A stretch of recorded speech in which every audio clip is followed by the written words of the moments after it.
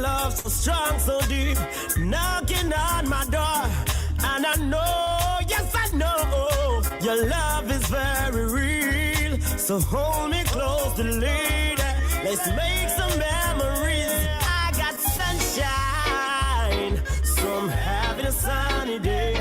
I'm proposing to my lady, so she won't go away.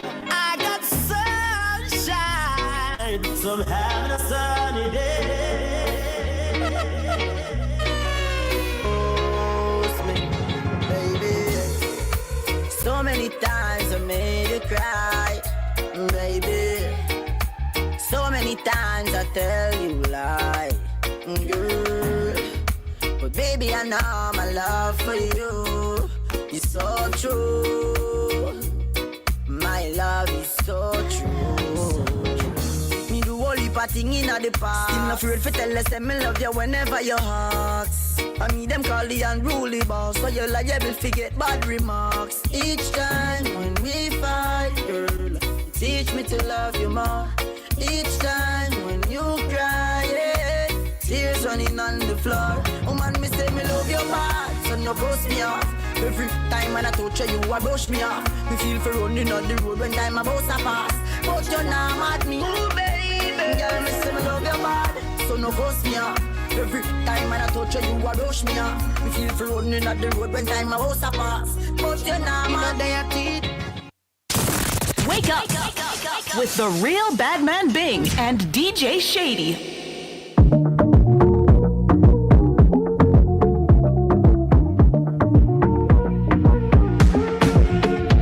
When I'm feeling under the weather, you just make me feel sweet. Ice the cocoa tea, use the sugar, and together we are complete, darling. Heat me up, only you alone can put fire back in the soul. Heat me up, and they telling me I should leave that fire alone. Well, the more they tell me, the more I'm holding you close. I could never let you go. Miss how she lay. Girl, I'm coming home, I will see you again. All day through the night, I'm dreaming. Yeah. Miss how she lay.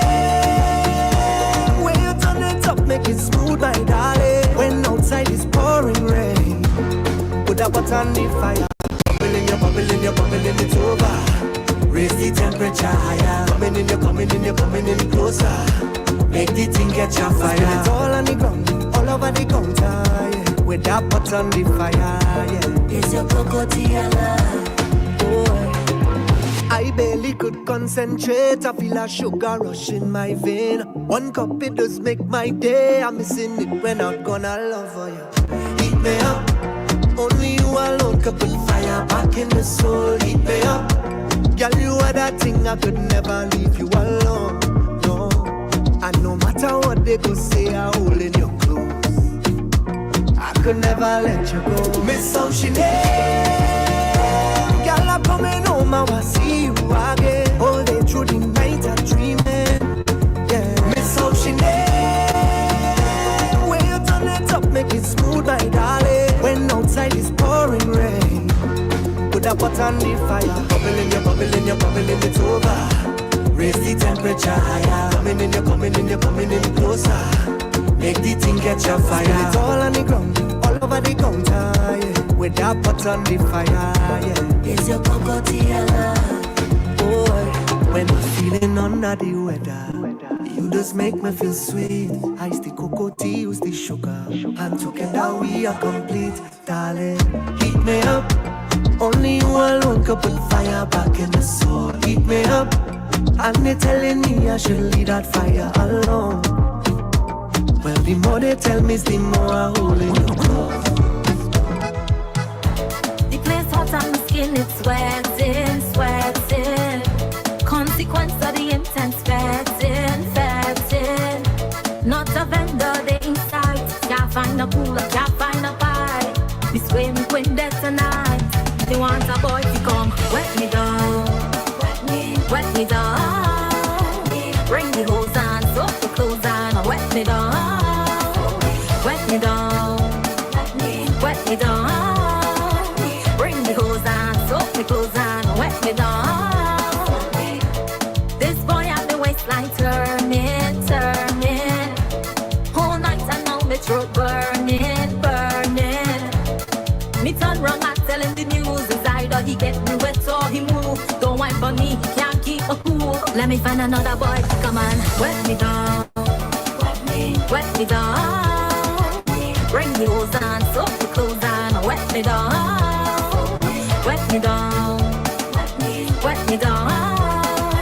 Bring the hose on, soak the clothes on, wet me down. I just wanna wind up on you all night, darling. I just wanna wind up on you all night, darling. I just wanna wind up on you all night, darling. I just wanna wind up on you all night, darling. I don't want to be your man, I don't want to be your man. I just look in a little jam, I just look in a little jam. I don't want to be your man, I don't want to be your man. I'm just looking for some action, I'm just looking for some action.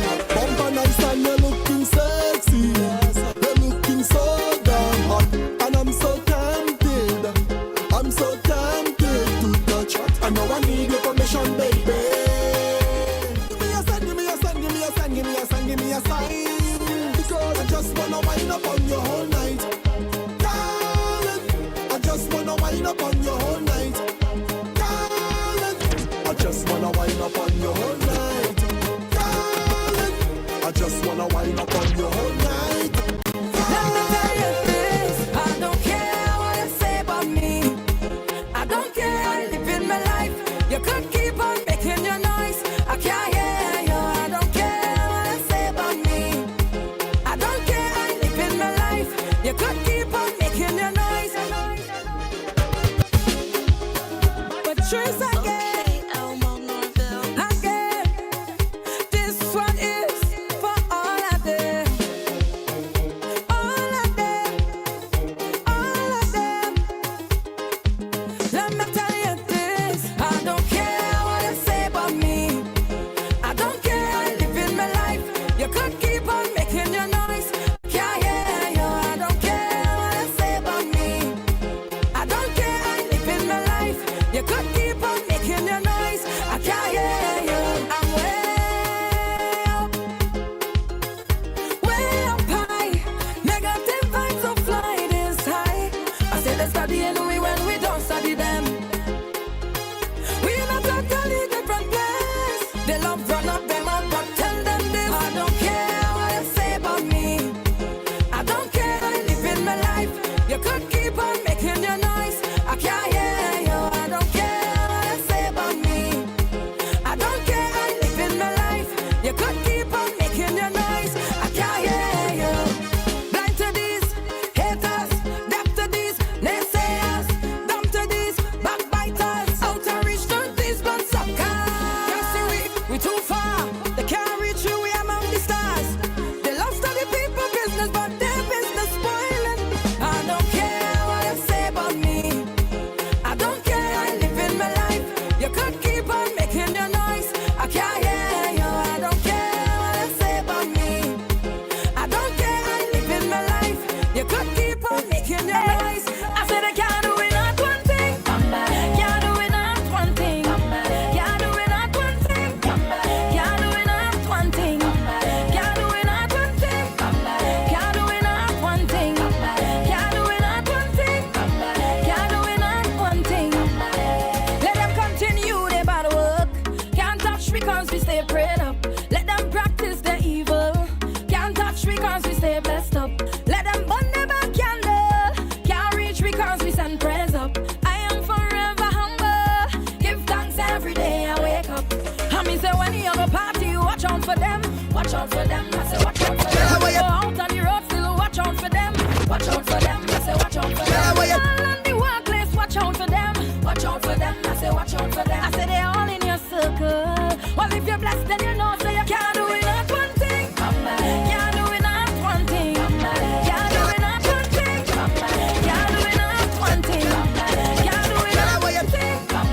Can't do it, not one thing. Can't do it, not one thing. Can't do it, not one thing.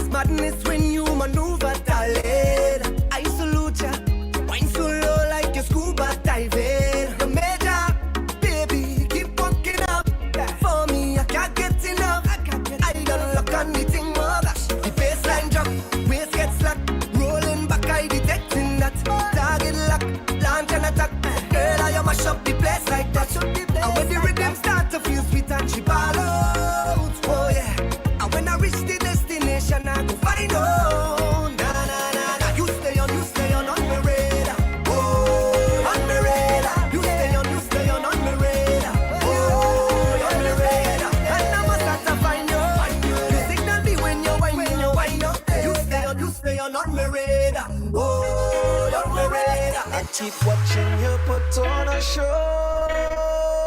Girl, you're whining like you already know. Watch our time, you go slide and let me go slide and slide. Our time, let me hold on tight, let me hold on tight. Our time it, when you go slide and let me time it. Watch our time it. All I want is one piece of wine, darling, yeah. Wine and have a good time, yeah. All I want is one piece of wine, darling, yeah. Wine and have a good time, yeah. I'm playing it cool, yeah. I don't pick the mood, yeah. The boy is a fool, you're ready to groove. You're whining away, yeah, you're whining away. Got me feeling away, yeah, I'm feeling away. I must get a taste, I keep watching you put on a show. Girl, you're whining like you already know. All I want is one piece of wine, darling, yeah. Wine and have a good time, yeah. All I want is one piece of wine, darling, yeah. Wine and have a good time. Yeah. Every time I take a drink, I feel like whining. Oh. And every time I shot a take, I feel like liming. Oh. Don't wanna be inside, rather be outside tonight. Do we have to tell you no for sure? I'm having a good time. Plus my head looks tight. I feel dynamite. Every time, yeah. From the time I take a sip, I'm ready to go.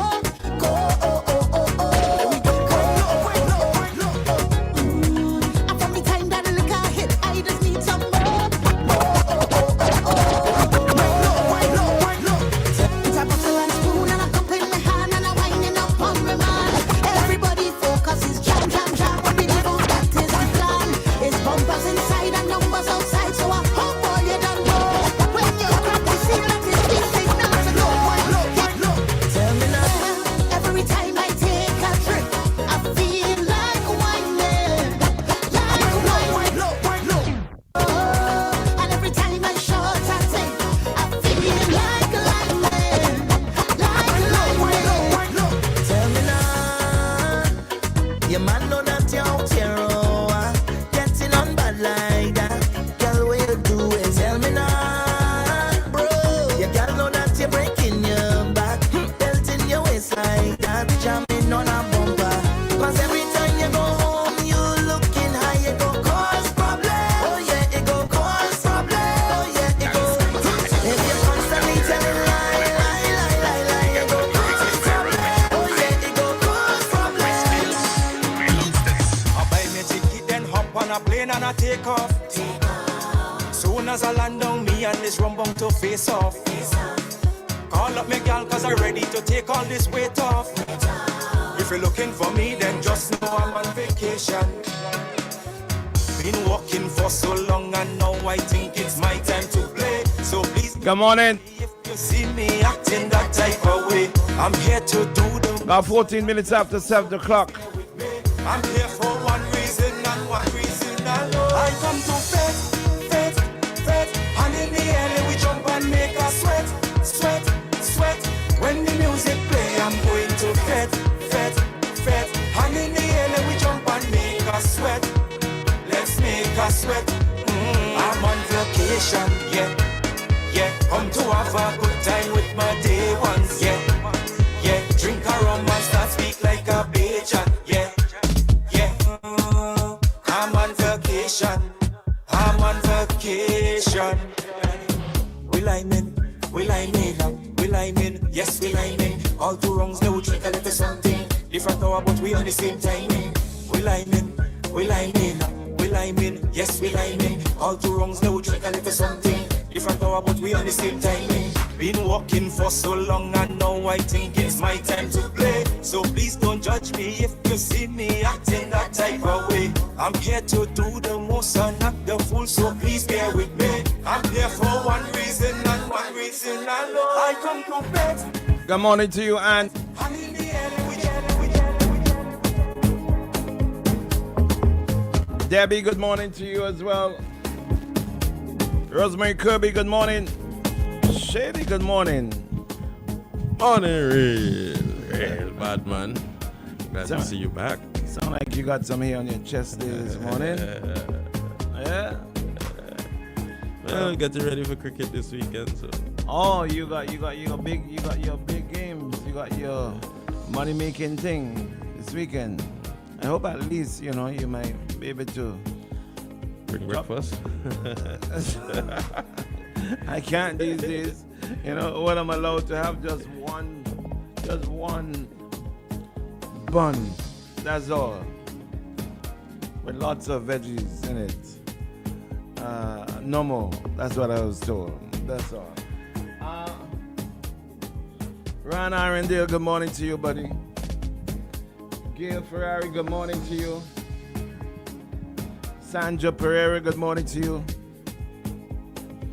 I met Pressy over the weekend. Pressy? Yeah. First time you seen him? Yeah, first time I seen him. You recognize the voice? Yeah, the voice, the first thing I pick up. Where you met him? At Heritage Square. Oh, okay. He recognized you, or you just heard his voice? He was with some other people who I know, who I went and shouted. And then he's like, Shady. And I pick up the voice. So he asked me if I know who it is. I said, yeah, I know the voice. I pick up the voice. Oh, okay, that's good. Yeah. He's a troublesome guy. Yeah. He didn't get into talk at all, kind of, He didn't get the usual talks and all kind of thing, right? I saw him. He was also at a 30th anniversary, wedding anniversary. I paid for. He was there as well. Where was this? Oh, Spring Garden. Spring Garden. Yeah, okay. Yeah. Preston. That was yesterday or Saturday? Saturday. Oh yeah. There was another big anniversary celebration on yesterday at Sandals Resort. My uncle and his wife had a massive wedding anniversary. That's Crispin and Chalma Charles celebrating their. I think it's. I know it was more than 30 something. Yeah. Let me see. It was quite a big number. Preston Johnson. Yeah, he is a listener of Boom as well. Yeah. Yeah. Wow. Preston, good morning to you. Good morning to you, Preston. Congrats to him and his wife. Yeah. 30 years. Did you play at the event? Yeah. You played at the event? Yeah. How was it? It was good. Yeah. It was really good. Yeah. All right. Nice. Let me see how much anniversary Crispin was celebrated yesterday. Of course, 40th anniversary. Of course, I wasn't able to go. 40th anniversary. Crispin and you pull along the music over there or something? Yeah, okay. Crispin and Thelma Charles celebrating their 40th anniversary yesterday. Yesterday was the 27th, right? At Sandals Resort, and it was, of course, an all-white affair. But I wasn't able to go. It was a whole shebang. Understand? Lots of photographs and all that. I would have been able to go, but I wasn't able to go. So congratulations to you, Crispin and Thelma Charles, and the family had a big wedding anniversary at Sandals Resort. In Sandals Resort, it's gonna take. So congratulations to you, my uncle Crispin, and congratulations to you, my aunt-in-law, Thelma. You guys made 40. That's a good number to make, yeah? So congratulations to you both. And all the others who would have celebrated anniversaries, birthdays, or whatever, congratulations to you guys, yeah? Let me let you know what to expect this morning as per usual. We should have the Marshal coming in now. Let's see if this is him. Good morning, is this the Marshal? No, Brother Bing, it's not the Marshal. It's just that, Mr. Hamilton, I've been praying for you. Not one person called in and say, Bing, Everybody just want to beat up on you. Bing, you have to understand. You have to love yourself. You can't make people do you that. I am here begging people. All you call Bing and tell him because Bing is the only man that can allow democracy in this country here. And you're going back down the road, see and Marshall. Me here, see and Marshall. Me here, Ralph Gonsalves. Me here, Friday. Bing, if we tell you something, Bing, you have to help this country, Let me just call to tell you. I just want Mr. Gonsalves. I love you, my brother. Leave Massey alone because you cannot go after Massey. Massey did not do anything wrong. Please leave Massey alone. If there must be an operation, investigation is into what has happened at AS, what has happened with government, what our taxpayer, what has Massey done to you? Okay. And then I'm saying here, please, we're going to have you all right, Miss Hamilton, I can't take the shouting. I really can't. Thank you very much. I love you too. I love you, my brother. Yeah. It's now time for the Marshal. Let's see if we've got him on the line. Good morning, Mr. Marshal. Good morning. I can't take the shouting. Doctor's orders. Can't take the shouting. But being you platformed it. And so, I've commented before that. I mean, everybody's out to make their contribution, but the anger, and it's early, it's Monday morning, Jesus Christ, man. Oh my God. Good morning, Shady. Morning. Just Shady, yeah. You looking for the comrade. Just Shady. So, you see, and anything about the Shady, anything about it, right? It is the way that Bing and his finances and operatives and so on. And concubines. Seek to create distractions because of these little things. So, okay, you're a comrade. You understand? And I don't have to come every morning and say, good morning, comrade Shady. Because there's no purpose for that. Train words for the other comrade, But I could say comrade Bing because I know deep down inside, despite some of the things that he said. You know my heart. He's supposed to say that. I know deep down inside. He's a comrade.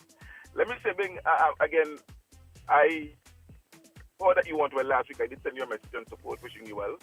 And I hope you continue to feel better and recover and take care of the health.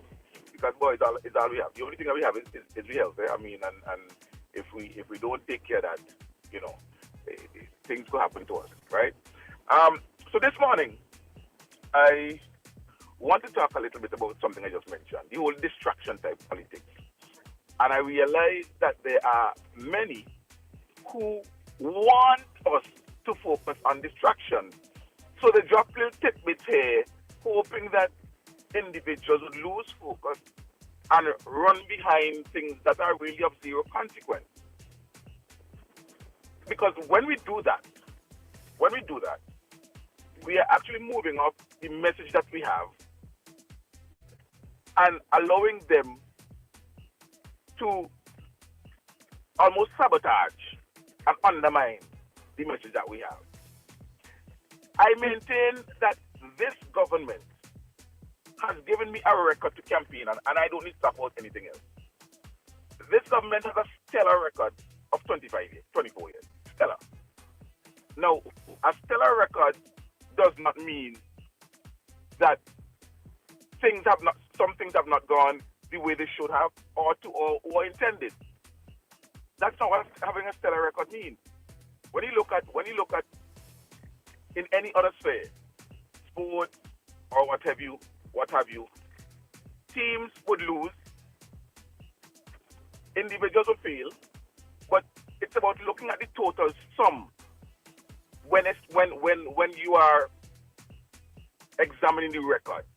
And I keep making the point that on every single issue that I will speak to, thankfully, because the New Democratic Party was in office before, I have a comparative record with which to refer.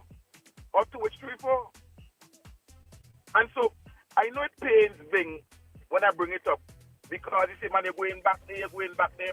But that is the only way we can be truthful and honest in our examination of the record of the ULP. And keep in mind that a number of individuals who may be 30 years and younger have absolutely no idea of the record of the NDP. And so when these politicians come and speak about what this government is doing, it is our duty, well, mine, and if being taken as seriously as I do, to let those individuals know the other side of the equation.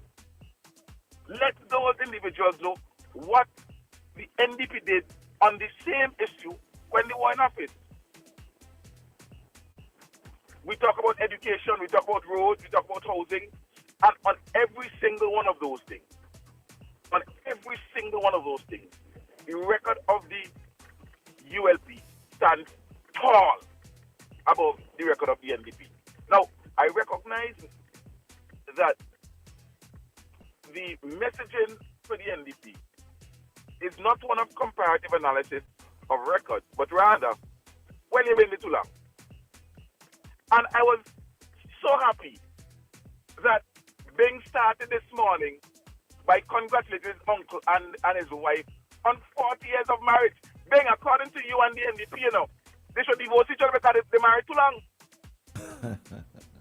According to you and the NDP, that's the message, Time for change, man. Too long. One man for 25 years as Prime Minister, that's too long.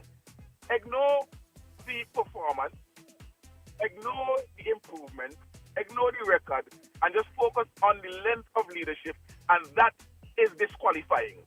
Well, boy, just like you, I congratulate my uncle and his wife. I will wish them another 10, another 20 years of togetherness, facing challenges but working through it. And in the same way, I congratulate the UAP for 24 years of stellar service. And it's up to the Vincentian public, and that's the other thing I don't get.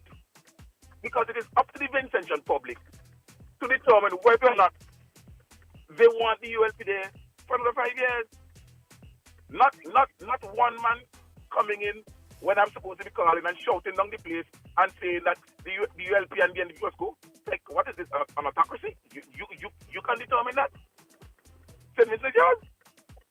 People went out and voted in 15 elections almost 5 years ago. And in 9 of them, the ULP won, which made them the majority party in the House of Assembly. And you have a problem with that? You want them go. You alone. I've never heard, and all of this is in the name of democracy. You protecting democracy by determining for all Vincentians that you don't want the government that elects anymore. So the messaging of length of time, too long, 1 month, too long.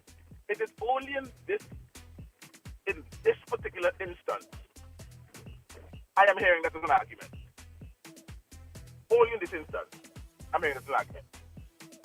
But the record of the ULP is what is keeping the ULP in office. And I think that is what is important. And then, so when you have now politicians who would come on and talk about nothing happening and the government ain't do nothing, it really rubbishes and calls into question their own integrity. You may disagree with what the government has done. You may say that more could have been done or more should be done. You can put forward your plan. You can put forward your plan of what you're going to do or what you want to do. If the people of St. Vincent and Grenadines decide that you are who they want. But to look at what is happening in St. Vincent and Grenadines, to look at the transformation that this country has gone through. The transformation, that's the word I use in it, that this country has gone through. And the transformation is directly because of policy. When you drive across this country, which I do very, very regularly, up and down, north, eastward, north, to north, up and down the place, I see the housing stock that we have. I know a lot of those houses are owned by public servants. They're owned by teachers. They are owned by policemen. A little bit on the music, Shady, right? And that is because of a direct policy of the government. When the union, the same unions that sometimes you question what's their purpose, sometimes. When they made the proposal to both political parties in 1998. The proposal, it was the teachers' union, by the way. The proposal was, listen, why don't you institute 100% mortgage for teachers? The NDP received that proposal in the same way the ULP did. And the NDP rejected that proposal from the union. Rejected the proposal from the union. They met with the ULP. The ULP thought that can be a very good proposal. And when the ULP came into office, the ULP implemented that proposal as was promised to the union. The same proposal that the NDP rejected. Now today, as a result of that policy, where the government used its bank, the Bank of the People, the then National Commercial Bank, and implemented 100% mortgage for police, teachers, public servants, nurses. That is what created the housing boom in this country. And that's a direct policy of the government. Many, let me not say many, teachers today who are talking about how wicked this government is, teachers today who are saying that the government has done nothing, are living in houses that were made possible because of the 100% mortgage facility implemented by the ULP administration. Because before that, the struggle was all too real. Before that, the struggle to build a house in this country was all too real. Teachers had to come close to retirement before they could knock up the block.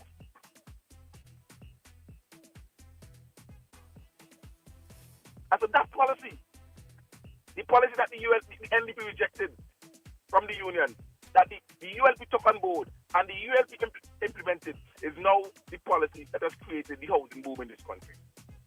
Can I come in now, please? Hold a second, I'm not I'm sorry. I'm almost done.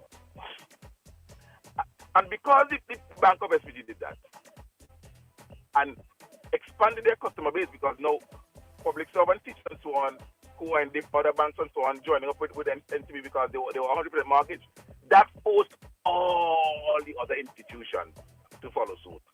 Because they were losing customers. They had to follow suit because they were losing customers. So now it is almost, it is now normal. It is common practice for you to walk into an institution as a public servant, as a teacher, as a police, as a nurse, and get 100% mortgage to build your first property. The government did that. And you could compare that with any housing policy or any housing program of the NDP that went before it. And you can then tell me which one you prefer.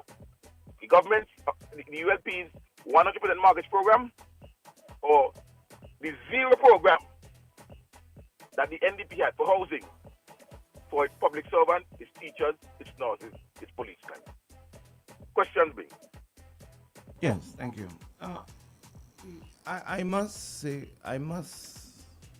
comment on the issue of the government of the day, the ULP being in power, because the people have voted for the Unity Labour Party. A country gets a government which it is voted for, and it's elected, right? Exactly. The people have voted that. There's no denying of that. But constantly I hear we keep going back 25 years later. For the love of God, 25 years later, we're still going back to what the NDP did or what the NDP didn't do. And mind you, I am not taking any side, as you may think, Marshall. But why keep going back 25 years later? Now, your party, Shady's party, my party, everyone's party have been in power for 25 years. Blow your horn, toot your horn. tap yourself on the back, but why keep going back to 75 years, 25 years later, 20 years later, and say, oh, well, nothing was done 20 years later. But you had an opportunity to do what wasn't done 20 years later. And that is what you should be focusing on. And there are a number of things which I can point out to you right now that have not been done, that needs to be done properly, that are not being focused on. Quite a number of things that were promised to the people that have not been done.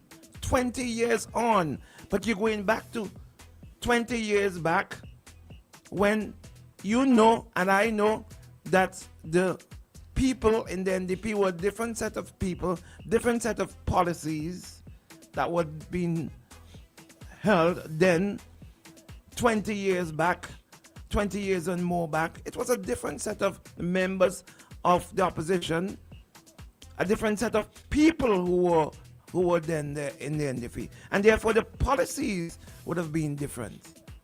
And of course, I keep saying constantly, with time, there's evolution. And you, Marshall, I know that you do not expect that 20 years on, we will still be riding the wooden buses to come into Kingston from Georgetown.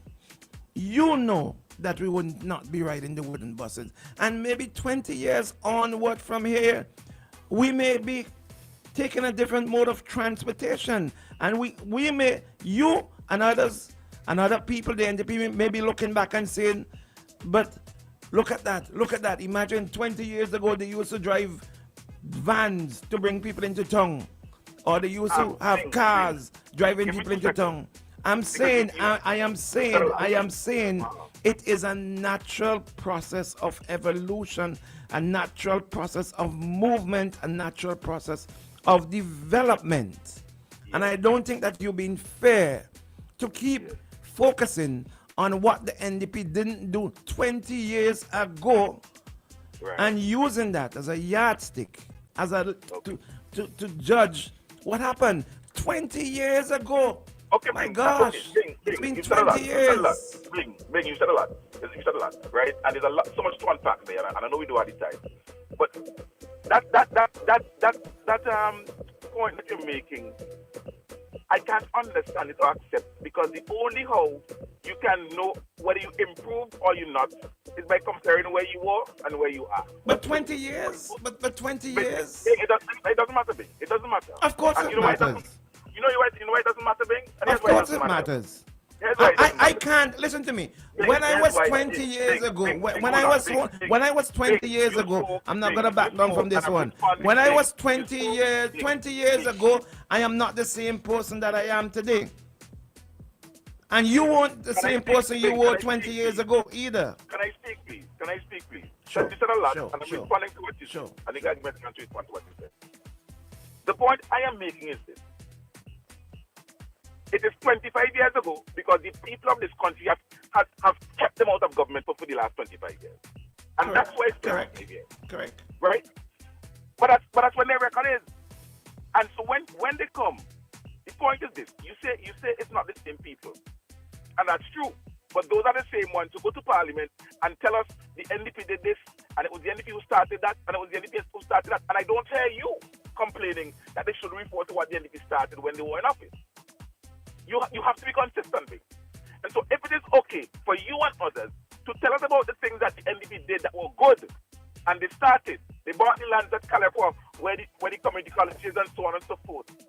And that's fine. Let's talk about that. No problem. But the moment you say they didn't, oh, it's a problem, why go back there? But you must. Because you have to let the people know that when those who want to hug up the positive record of the NDP, but distance themselves from the corruption and mismanagement of the NDP. You can't have it both ways. So you're gonna campaign on an election this year in the next couple of months on what was done 20 years ago?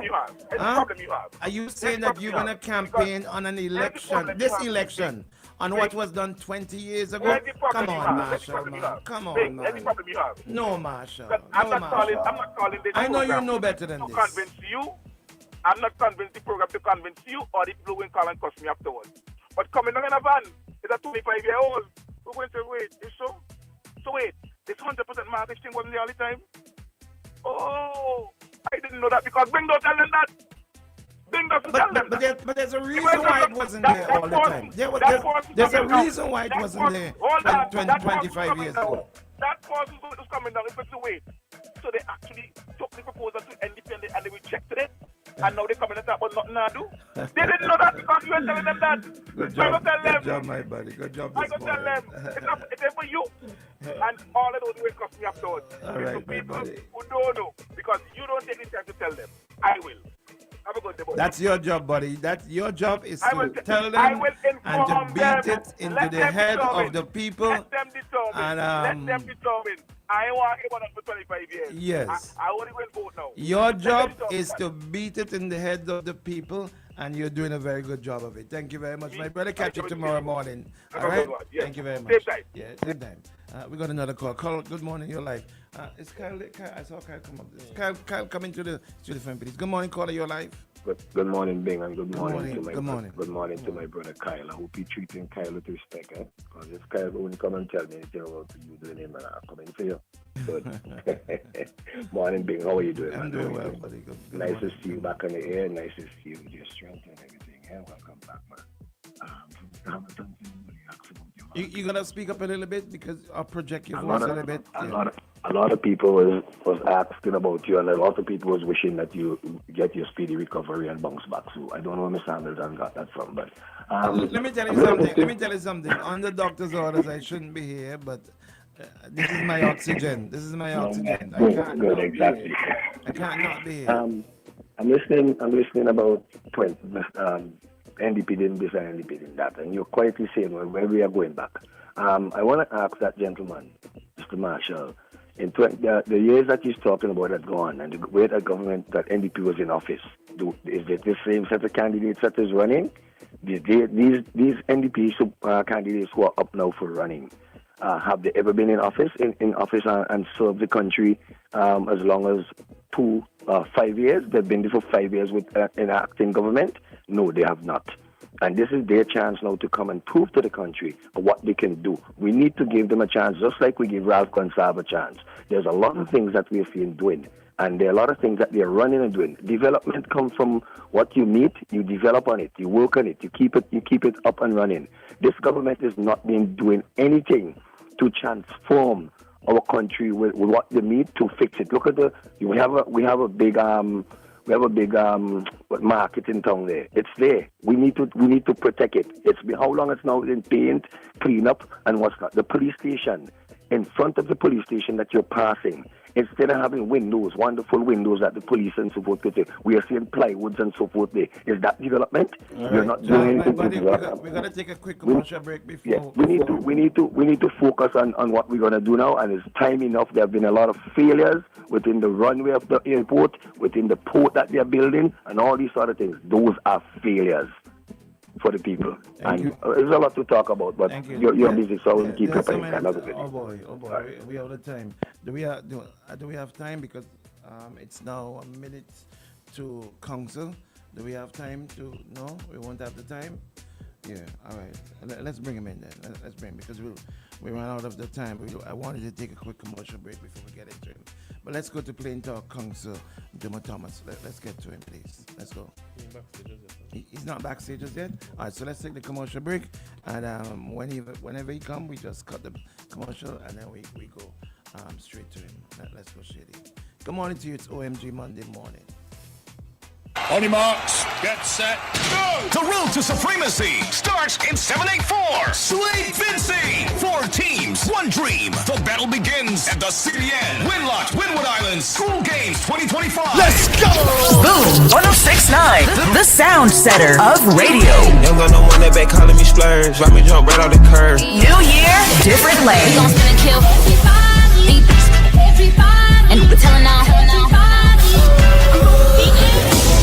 Bend that over, let that breathe. Shake that. Boom 1069. Sound revolution now on Boom 1069. You're watching IKTV, channel 112. It's all about you.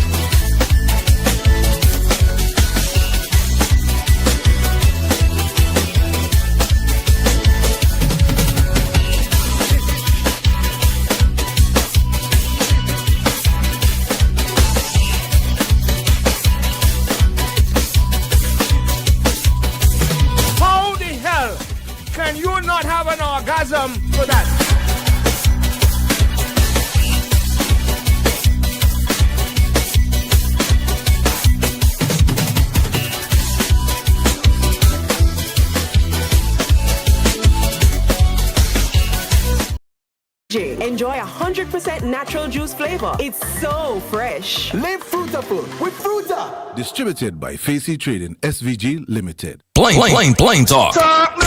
Plain talk with Jumo Thomas. So much things to say right now. All you talk now. On OMG. Now time for my brother and friend, Council Jumo Thomas. Good morning to you. Bring him forward to me, please. That's in the production room. Bring him.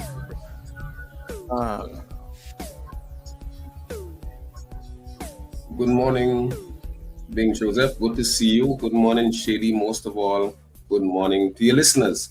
Bing, I want to make a plea for more time because I signed a contract that tells me I come on for 15 minutes. And I try to live with that contract, 15 minutes.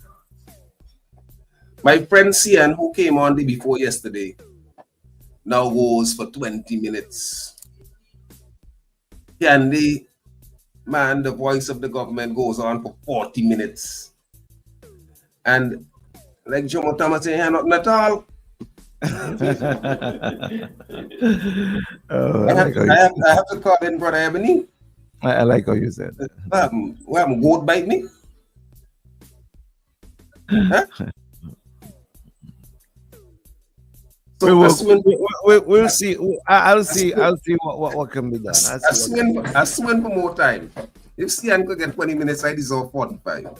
See what can be done. What can be done. If Candy gets 40, I deserve an hour and a half. And I can tell you that I could fill up my hour and a half with real content. But that's I'll just in jest. Although I see you give Cian 20 minutes this morning, which is 5 minutes more than I ever get. But I don't know why you are telling Cian that it is not fair for him to go back 30 minutes. I mean 30 years, 25 years. What do you mean it's not fair? Let him go back to 1972 when James Mitchell was the premier. Let him go back. And I think that Cian is absolutely right. He has a responsibility to bring the story to the country and let the workers, the people, the voters decide. But what Cian demonstrates and what you see and hear is a lack of developmental narrative on the part of the governing party. Evidently, it has run out of ideas. So in terms of carrying the country forward. So he comes and he tells us about the bridge, which was built, I think, in 2005. He comes and he tells us about education, universal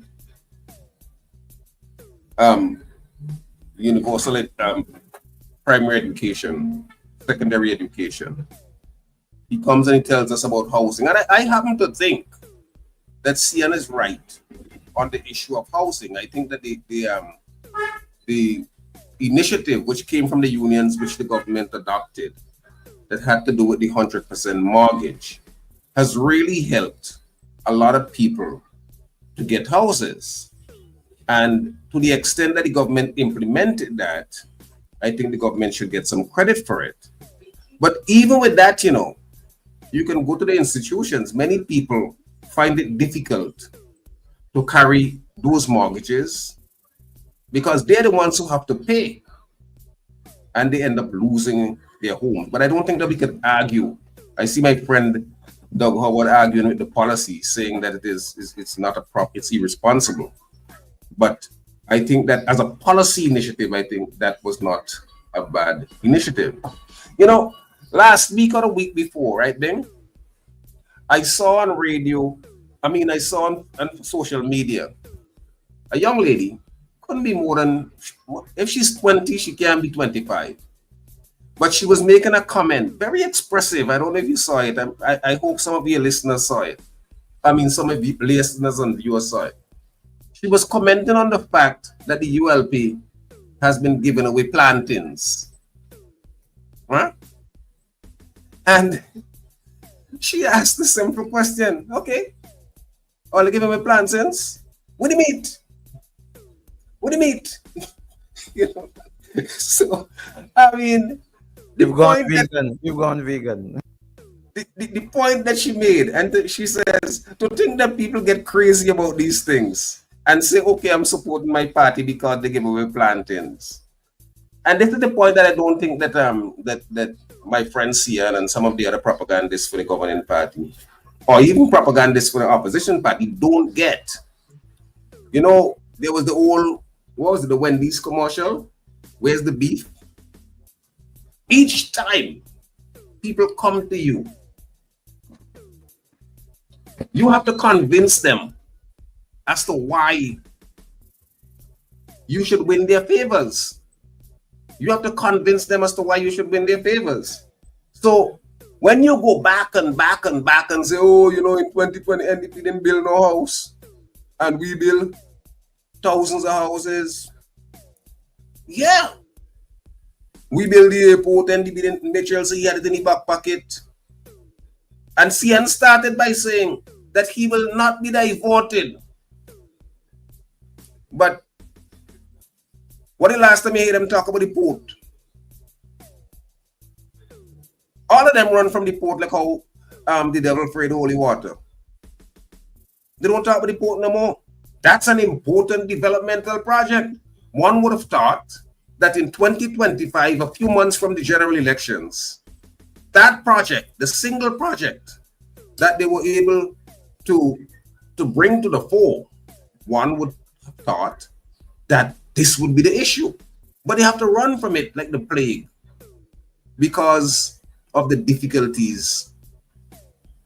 One might have thought that CN would come on if he pays attention and about what he should be talking about. There was a piece in the paper last week where it said that the Prime Minister single-handedly, using the Citizens Act, give 352 citizenship. Give citizenship to 352 persons between 2019 and 2024. In light of the ULP's position and PM Gonzalez's position that citizenship is the highest office in the land and we now sell passport, one might have expected Sion to come on and say, well, look, we ain't selling passport. And interestingly, under the current setup, it is the Prime Minister alone who makes the decision. We don't know who the person is. We don't know what they contributed. We don't know who they pay. We don't know if any money goes into the public treasury or where it goes. We don't know if me auntie, me tanty, me brother, my sister get it.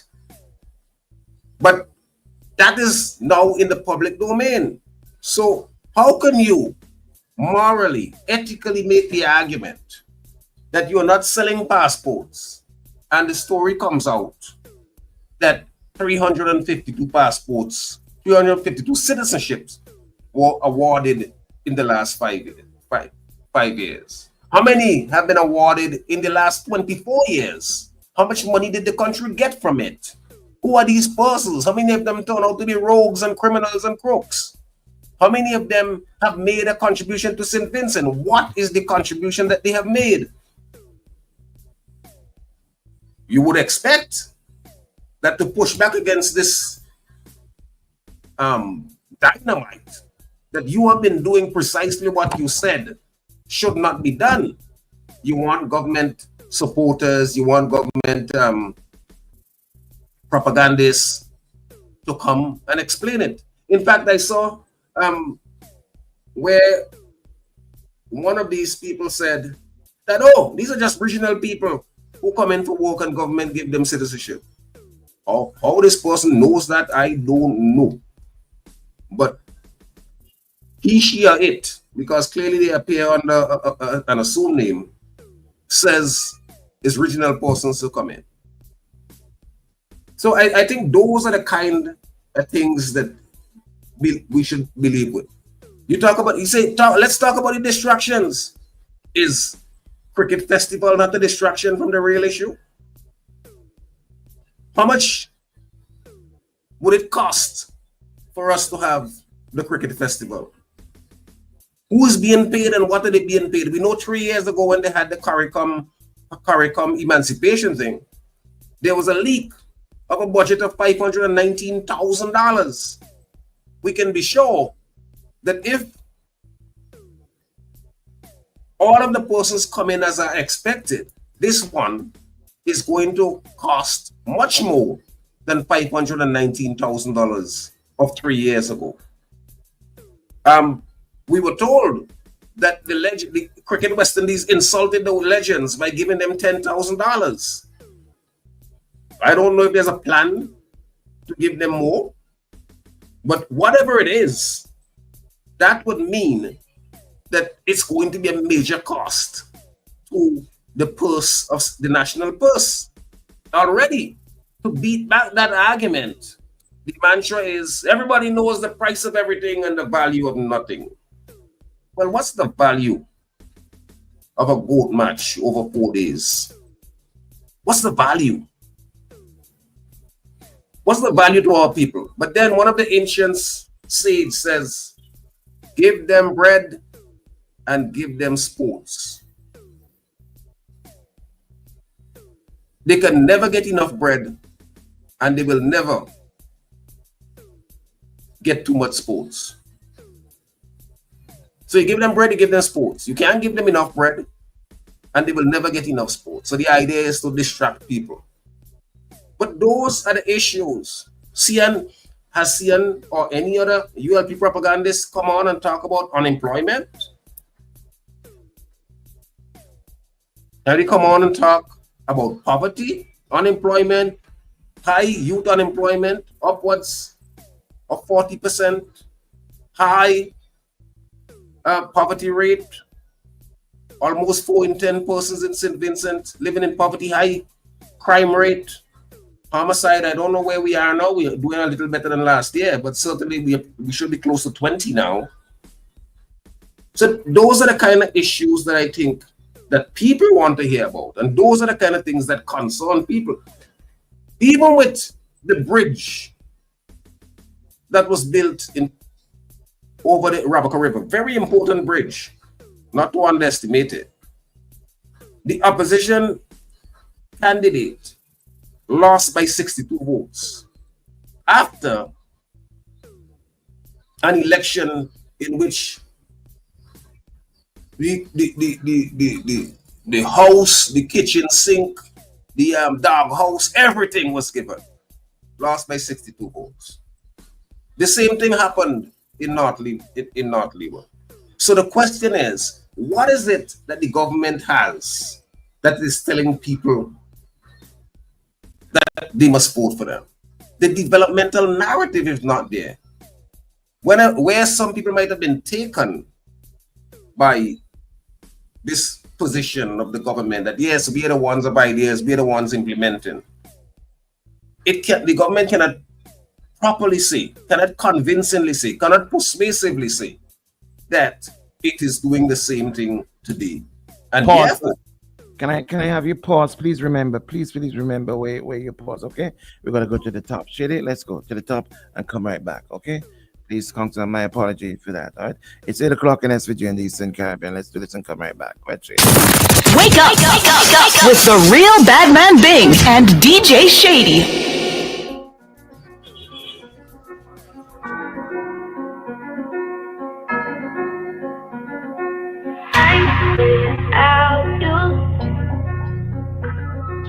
You don't have to call me back. Lonely at the top of the hill.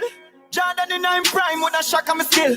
Charge 29 when I stack up the mill. My dog stuck in a crime and I top bad me still. I know me done for them the rest because I shot her with roll out of some fresh, my pocket pack and me chill. You be jump and chase the jeeps, them and I let them will.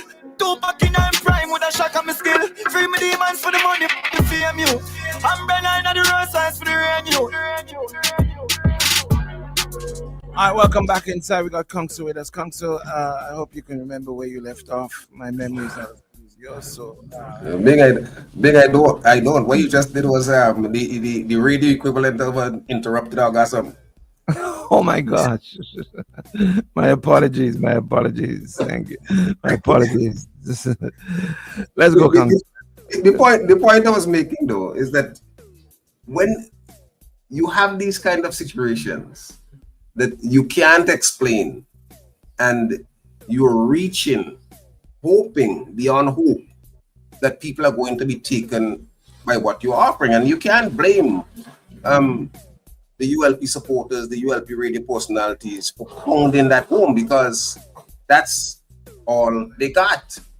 The question for them is how are they going to get people to forget the wicked, evil vaccine mandate, where hundreds of people lost their jobs, where scores of persons suffered and continue to suffer all kind of adverse injuries, where many persons died by their own acknowledgement, people died. So that's the problem that they have. And they can go back and miss the main issues and talk about things that happened 20, 30 years and tell people that, oh, you need to compare what we did in the last 24 years to what happened 30 years ago, 40 years ago. I say, let them do it. Because as the young lady I mentioned at the top of the program said, when offered the plantains, her tart response was, where's the meat? Government has to tell people, where is the meat? Why should I support you again? And the only thing they have, important thing, but the only thing they have is money. So if we thought that 2015 and 2020 was a bonanza where people were getting money left, right, and center, and material was shared away like if there's no tomorrow. This one is going to be the mother of all giveaways.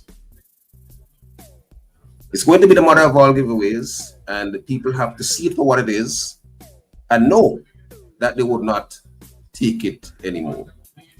That's my take for this morning. Council, do you think this is going to be the last hurrah for Prime Minister Gonsalves? I mean, he's living long. He seems to have got that thing to in terms of his longevity in life. Every time he comes and he says, well, his comrades in the party executives, members of the party are calling him back. I don't know if it's going to be the last hurrah. I think Prime Minister Gonsalves wants to die in office. I think that Mad Sad put it very nicely in his song, Political Cricket. He says, if the NDP only make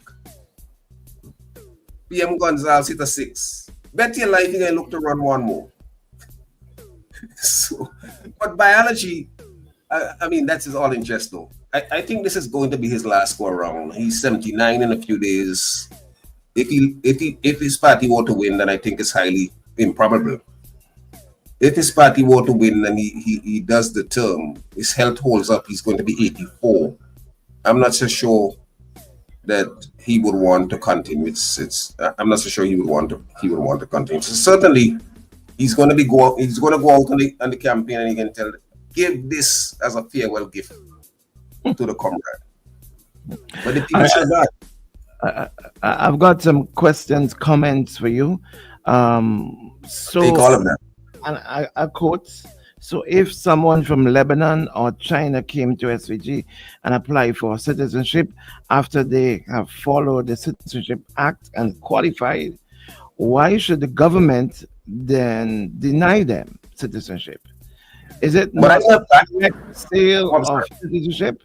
Jomo is disappointing as a person who talks about being intelligent. This man was a speaker and a past candidate. How did Jomo get his U.S. citizenship? Did he buy it or did he go through the process? Yeah, I bought it. Listen, I don't understand. Why do we conflate issues? I never said that if somebody comes and they contribute to St. Vincent that they should not get it. He's making the argument against me, which is the argument the government makes for not doing citizenship by investment.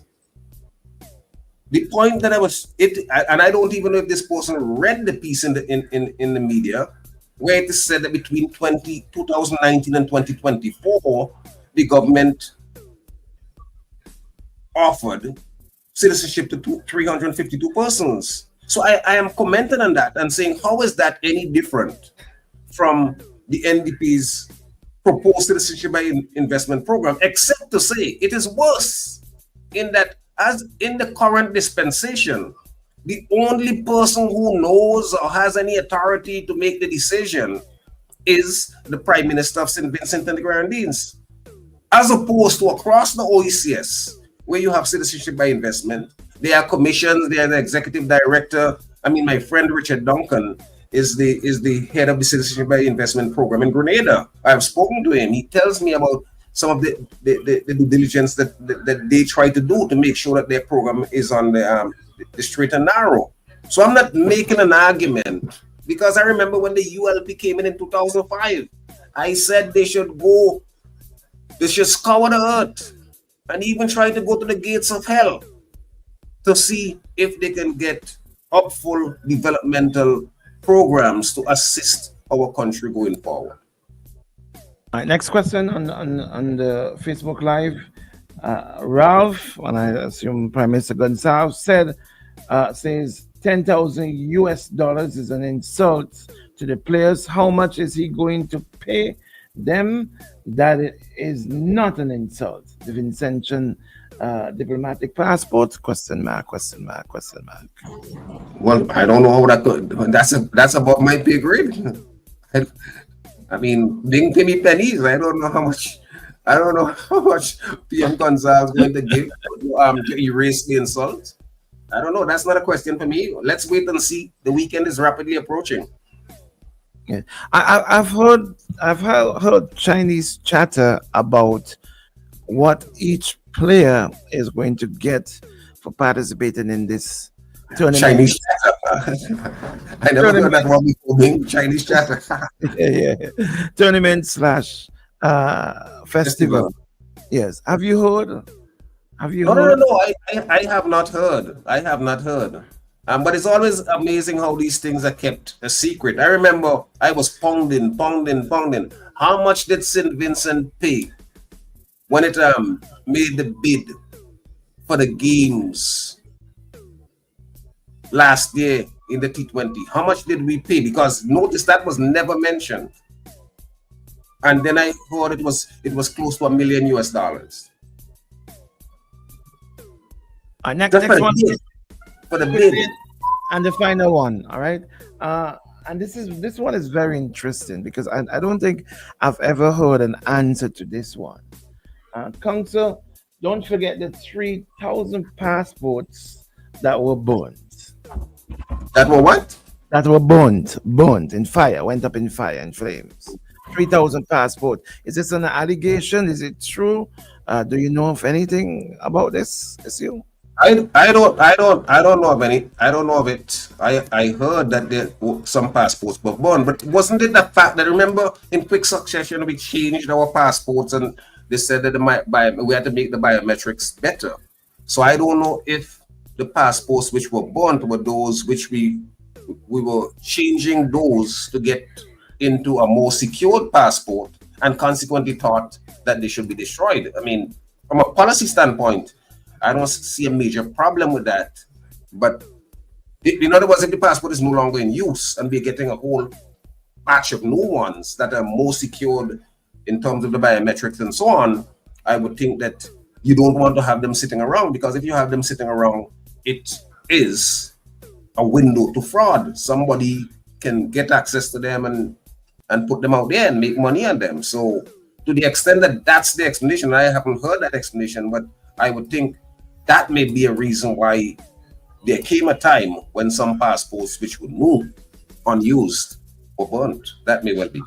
All right, while I said that was the last one, something just came to my mind. The NDP strategy, they had 2 meetings on one night on the weekend.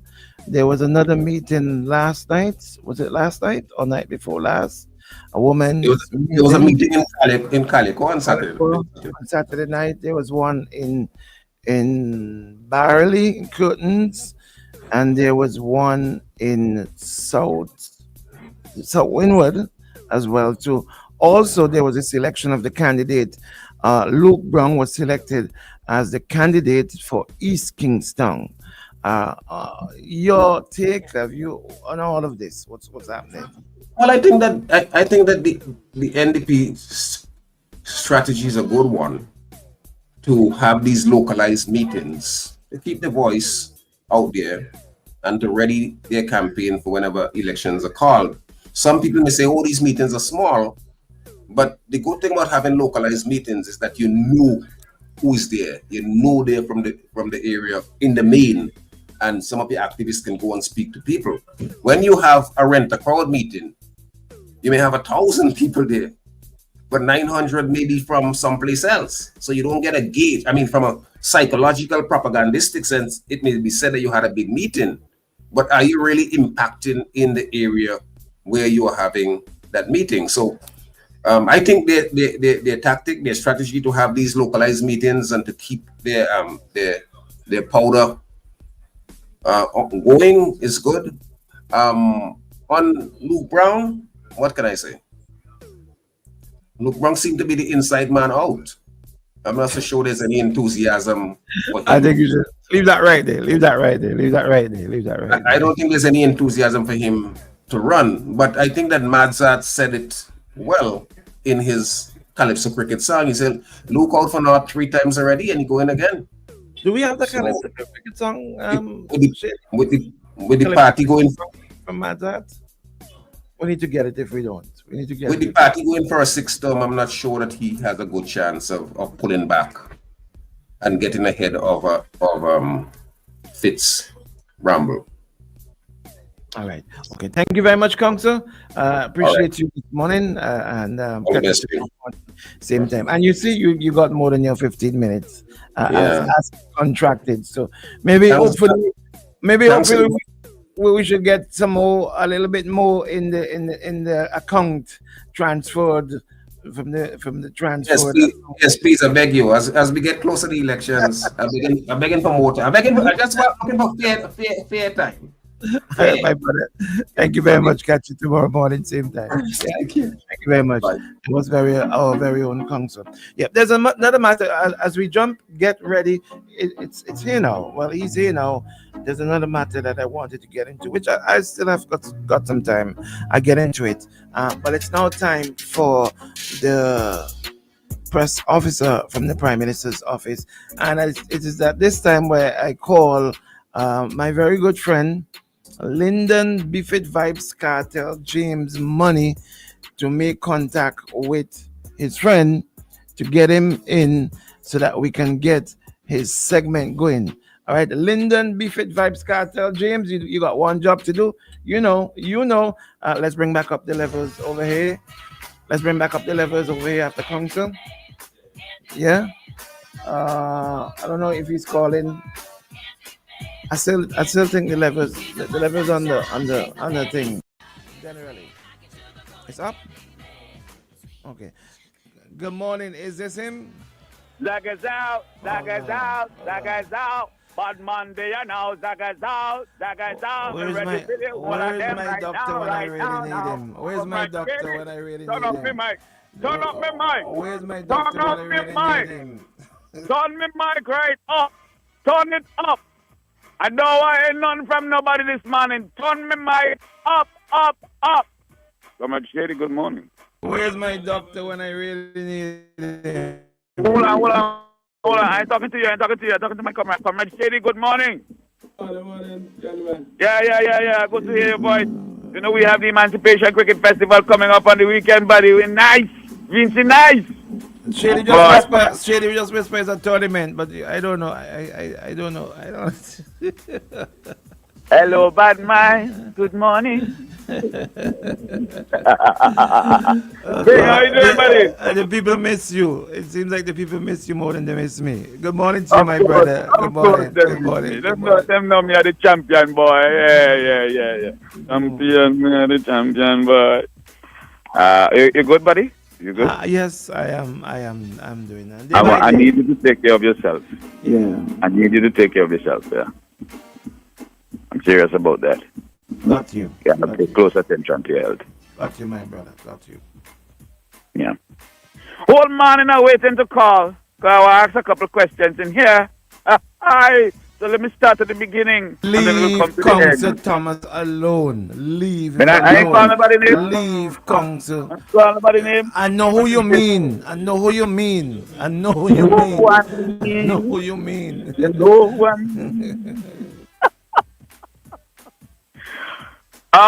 What year of our Lord did Daniel Cummings, the Honorable Daniel Cummings, enter Parliament?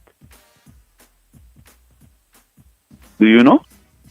I can't remember. Was it over 20 years ago? No, I don't think. The answer is yes. The correct answer is yes. Tell him what he won, Bob. What year did the Honorable Sinclair Leacock enter Parliament? Was it also more than 20 years ago? Okay, so you got three. The correct answer is yes. What year did Dr. Friday, the Honorable Dr. Friday? You're gonna get three. Terence Oliver enter Parliament? Four. You get four. You get four out of 10. What year did Nature Stevenson enter Parliament? What year did Dr. Friday, the Honorable Dr. Friday, was now the leader of the opposition, enter Parliament? All of them more than 20 years. That is 5. The leadership of the NDP have been in Parliament for as long as the current leadership of the NDP. When people call and talk this nonsense about their new people, how that new? Got in her dictionary? New? After nearly quarter of a century, then they knew? Hello?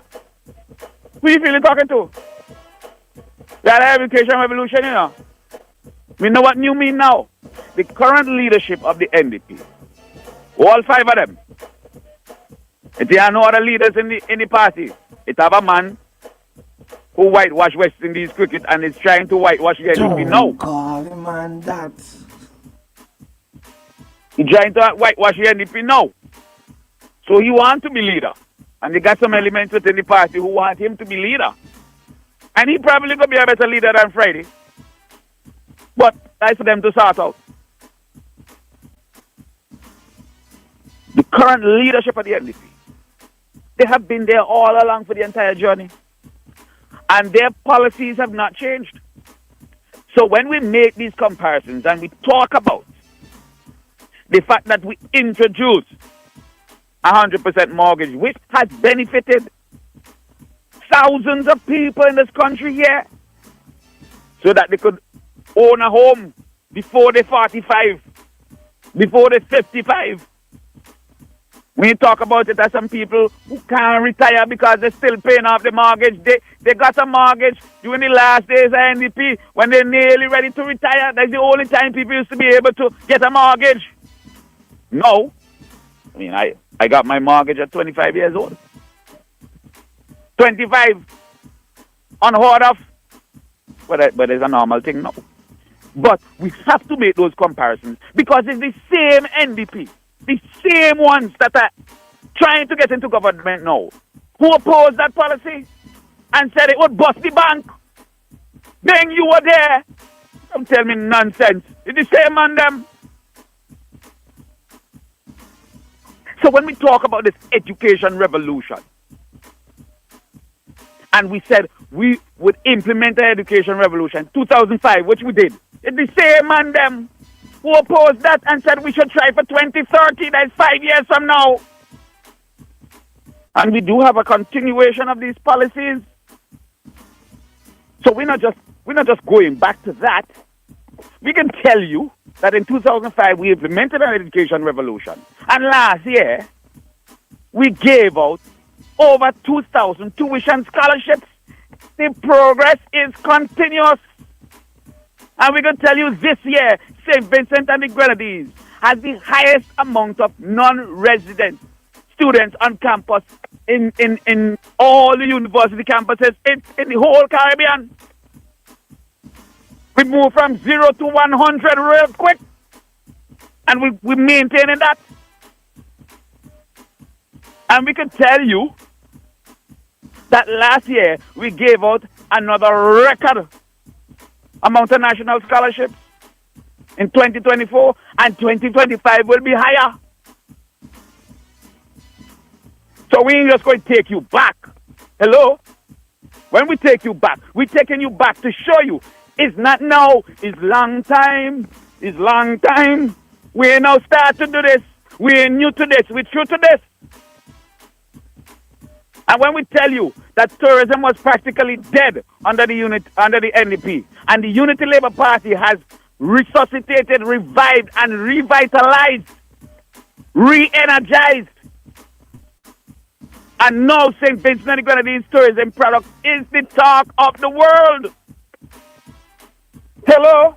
It's the same NDP, it's the same Daniel Cummings who stood up at a meeting and said, we all know, these are his words, that the mainland will never facilitate any kind of tourism. Only the Grenadines can facilitate tourism. It's the same backward NDP, the same backward Daniel Cummings, the same backward Friday, the same backward Leacock, all of them. It's the same man them who want to get into government now, who been there from the beginning in opposition, opposing everything. It's the same man them who oppose the airport, the same airport who just bring in record numbers of tourism arrivals this year for Carnival. The biggest and the best carnival ever in the history of St. Vincent and the Grenadines. So what are they really talking about? Who all of them be? Which world are they living? Shady, could you stop that applause, please? Could you stop that, please? And then the NDP go and employ the services of this one, who thinks he's the savior to all Vincentians. He is the worst possible individual you could get to represent your party. This is a man, I don't know, maybe the NDP, because remember their people told them, your credibility is shot. You don't oppose everything, and people don't believe you when they talk anymore. So get somebody from outside. Oh, God, you get Jomo? You get Jomo? Jomo? Nobody pays for more radio time in St. Vincent and the Grenadines than Jomo. And the more money he spend on radio, the less people listening. Nobody wants to hear Jomo. Nobody pays to publish more things in the papers or online publications than Jomo. The more he writes, the less people read it. You will never, ever, ever, never, ever, as long as you live in St. Vincent and the Grenadines, you will never roll up on a block. Anyway. Not even past Richmond where nobody live. You will never roll up and hear young people saying, you hear what Jomo say on the radio? You hear what Jomo say? You read what Jomo write? Nobody got time with Jomo. Jomo's credibility is worse than the NDP because people realize he just talk from two sides of his mouth. Jomo is the real Skittles. Today is red Skittles, tomorrow is the yellow one. You don't know which one going to come out tomorrow. You know, some people say, who paid the piper call the tune? And if so, he got the whole Beatles catalog. So whichever tune you want, he can sing it.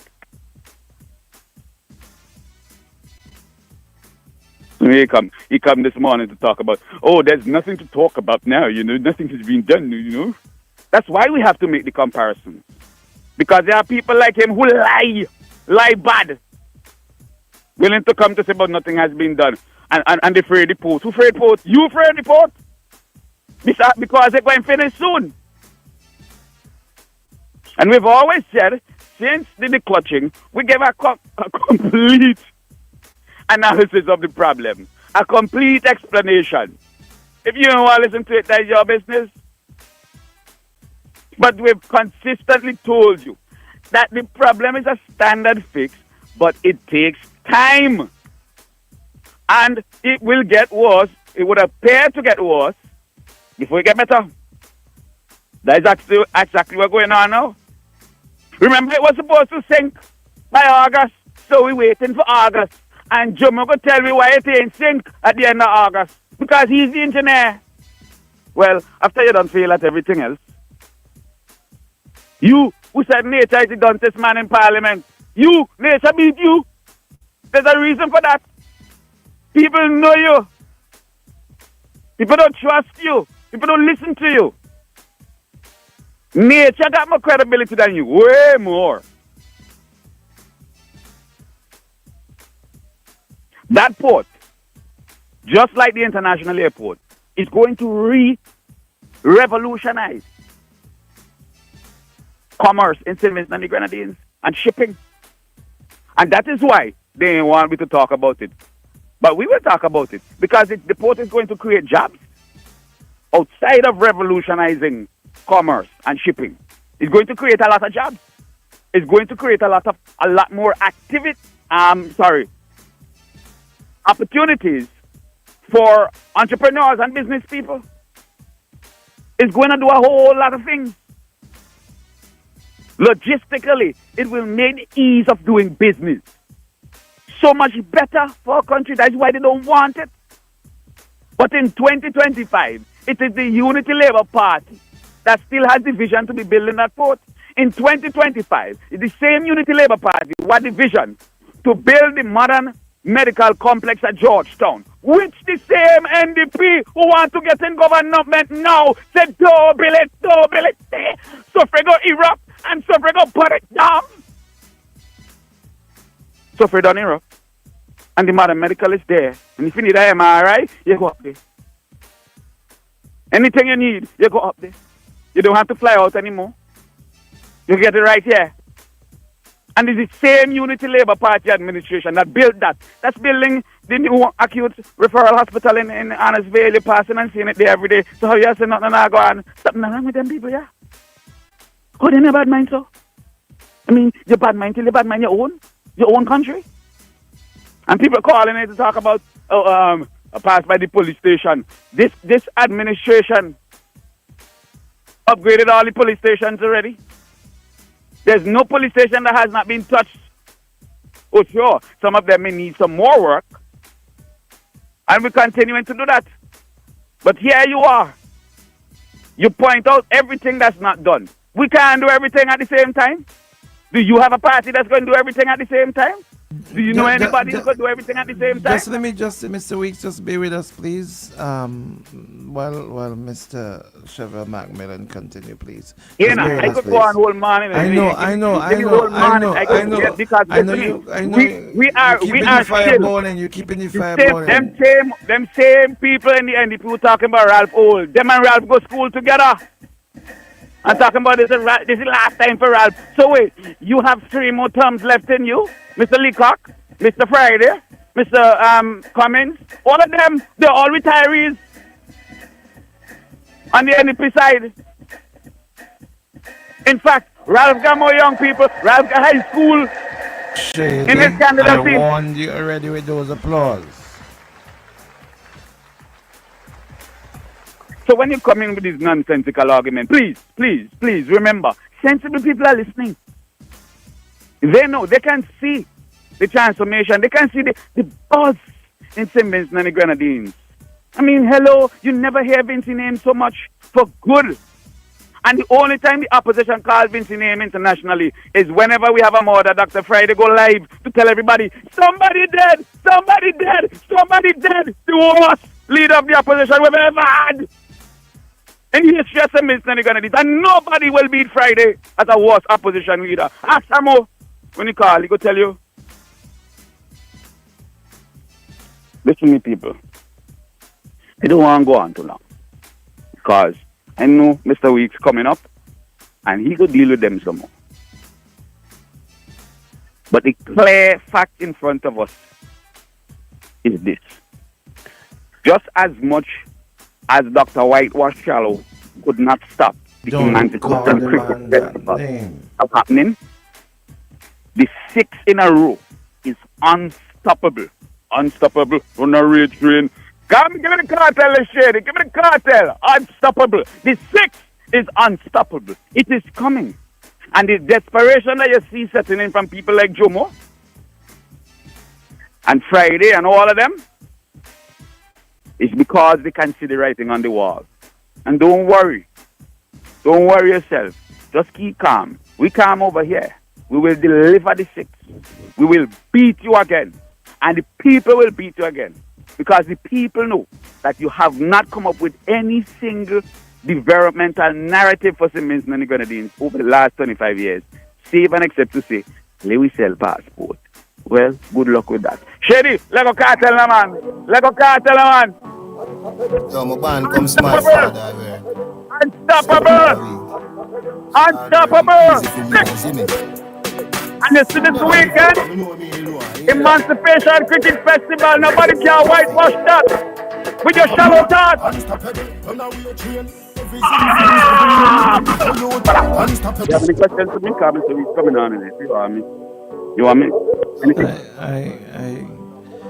I don't. No? Give me a couple of days.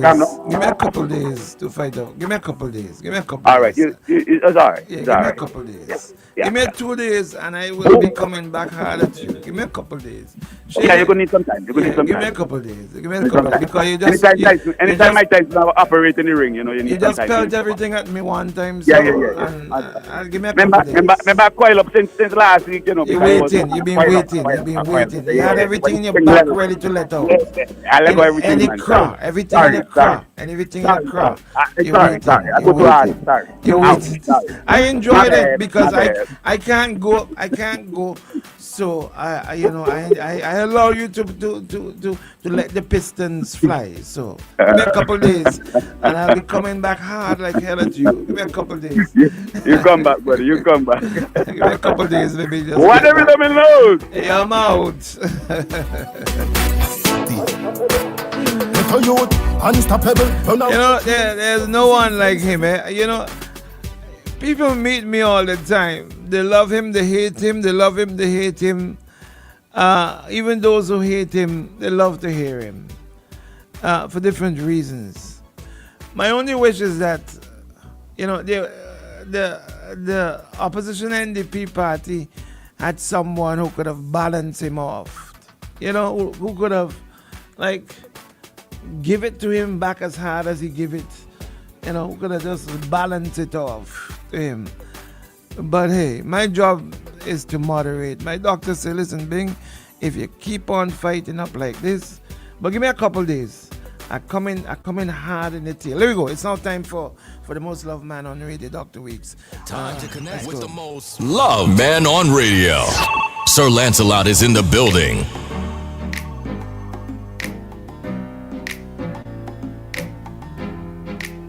It's now time for Dr. Weeks. I call him Doctor. I changed up his name as time for time. It's got. Let's see if we've got him. Good morning, Mr. Weeks. Is this you? Good morning, Bing. Good morning to you, Mr. Weeks. How are you doing this morning? I'm quite good. Thank you. For asking. Nice hearing you. Don't do that. Nice. Thank you. Don't do that. Candyman, don't set me up. I I don't tell Bing he will not get an opportunity to clap me off of his stage. No. So you take as much time as you need. You know, you guys just have this thing. I believe you always have meetings the day before and plan this thing out and say, okay, Kaliman, you go deal with that. See, and Marshall, you go deal with that. Mr. Week, I go deal with this. Okay. I don't know, but this is your time. I'm just gonna sit back, relax. I think I'm gonna bring a couch in here and drop the desk and just until I get my energies back up. But I'm happy to hear your voice, Mr. Weeks. Good morning to you. Welcome. Good morning, Bing. Question of the day. The pirates grab us or grab them and sold them to the merchant ship. Who are they? That's not for you, that's for the listeners. For them to roll over in their minds. Think about it. The pirates grabbed them and sold them to the merchant ship. Who are they?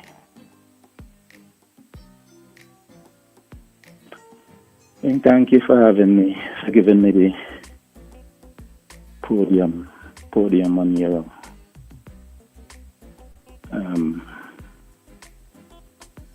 meeting. I pledge I will not abuse it. But I just want to start by saying 10 years make a difference, What a complete turnaround. And,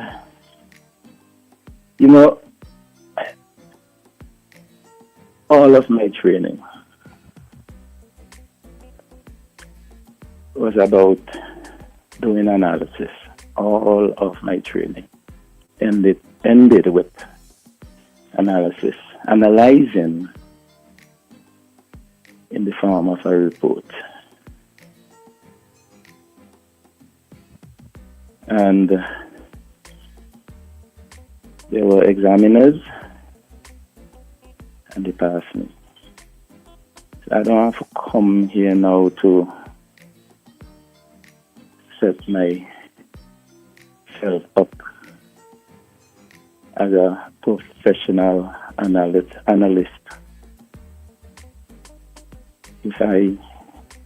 If I thought of doing that, I will go to school and let the people who are trained to evaluate the analysis and mark you. Dr. Richards, I hope you're well wherever you are. Today, I want to stay with cricket and politics because there's still some important matters to be settled. Last week, I heard, what is he, the CEO of cricket? That's the person on the executive, not a director. The CEO, he is. I think that's the title he carries, if not the equivalent. My understanding of what he said is that Cricket West Indies, in its current form, is established to sign and manage contracts. Cricket West Indies, in its current formation, has registered as a private company wherever. Their major role, what caused them to be in the form that they are today, is that there was a need to manage large contracts. I don't think all of your listeners heard that. And so I just repeat it here for what it's worth. And hopefully they will think about it. I want to repeat a couple of things that I have been saying for a while now. I want to repeat them because I want the listeners to think about them. I will repeat and I will ask a question. What is politics?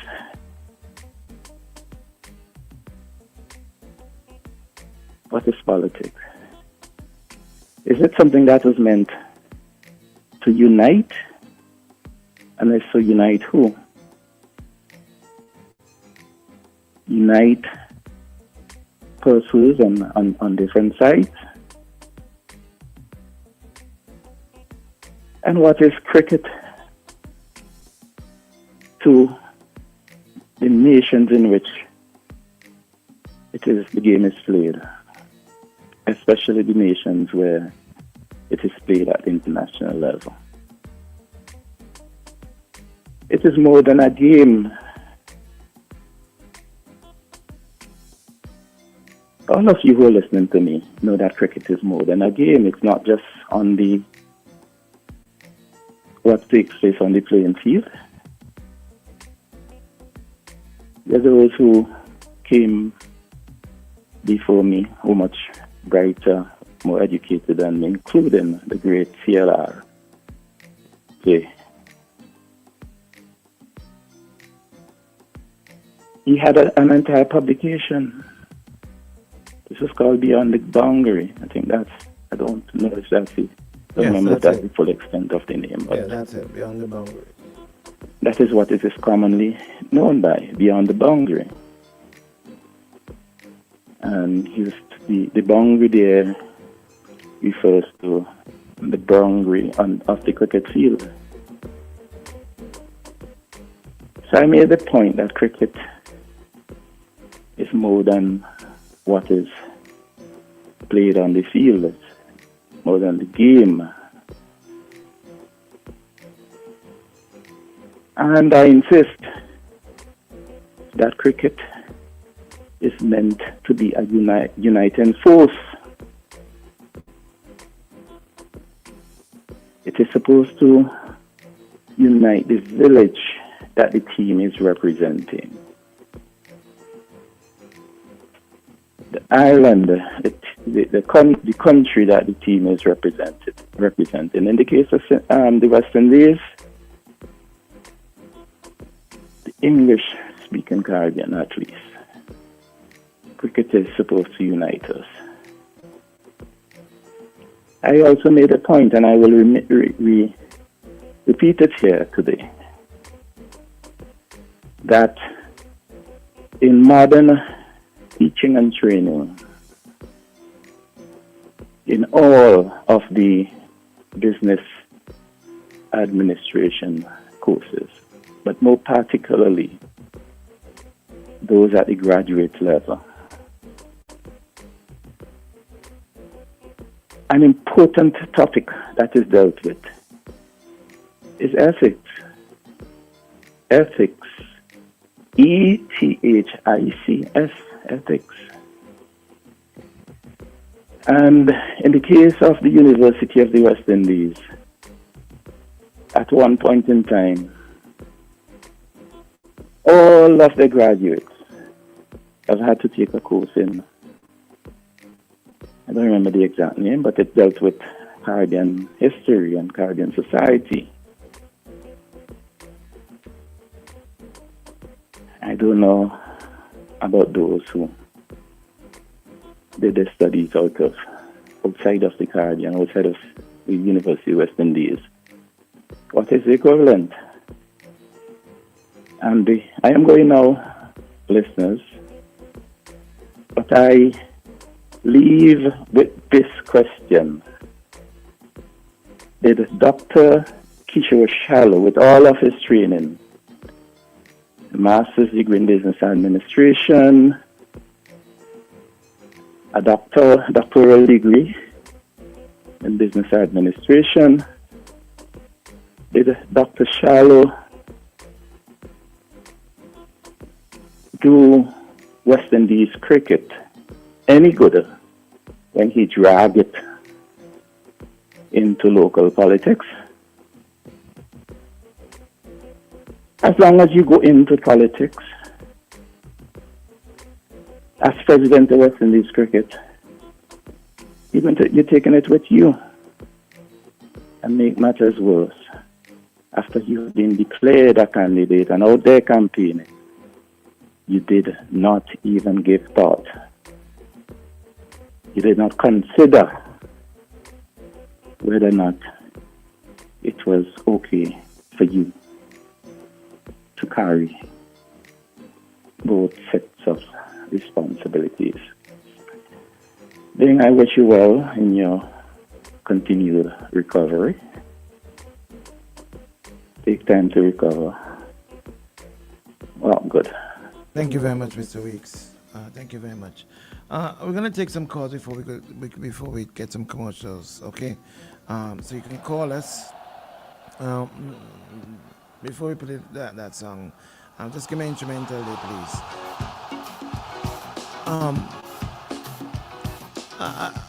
In the interest of time, I got some questions I want to ask, because it's not just cricket that was dragged into politics. Football was also dragged into politics as well too.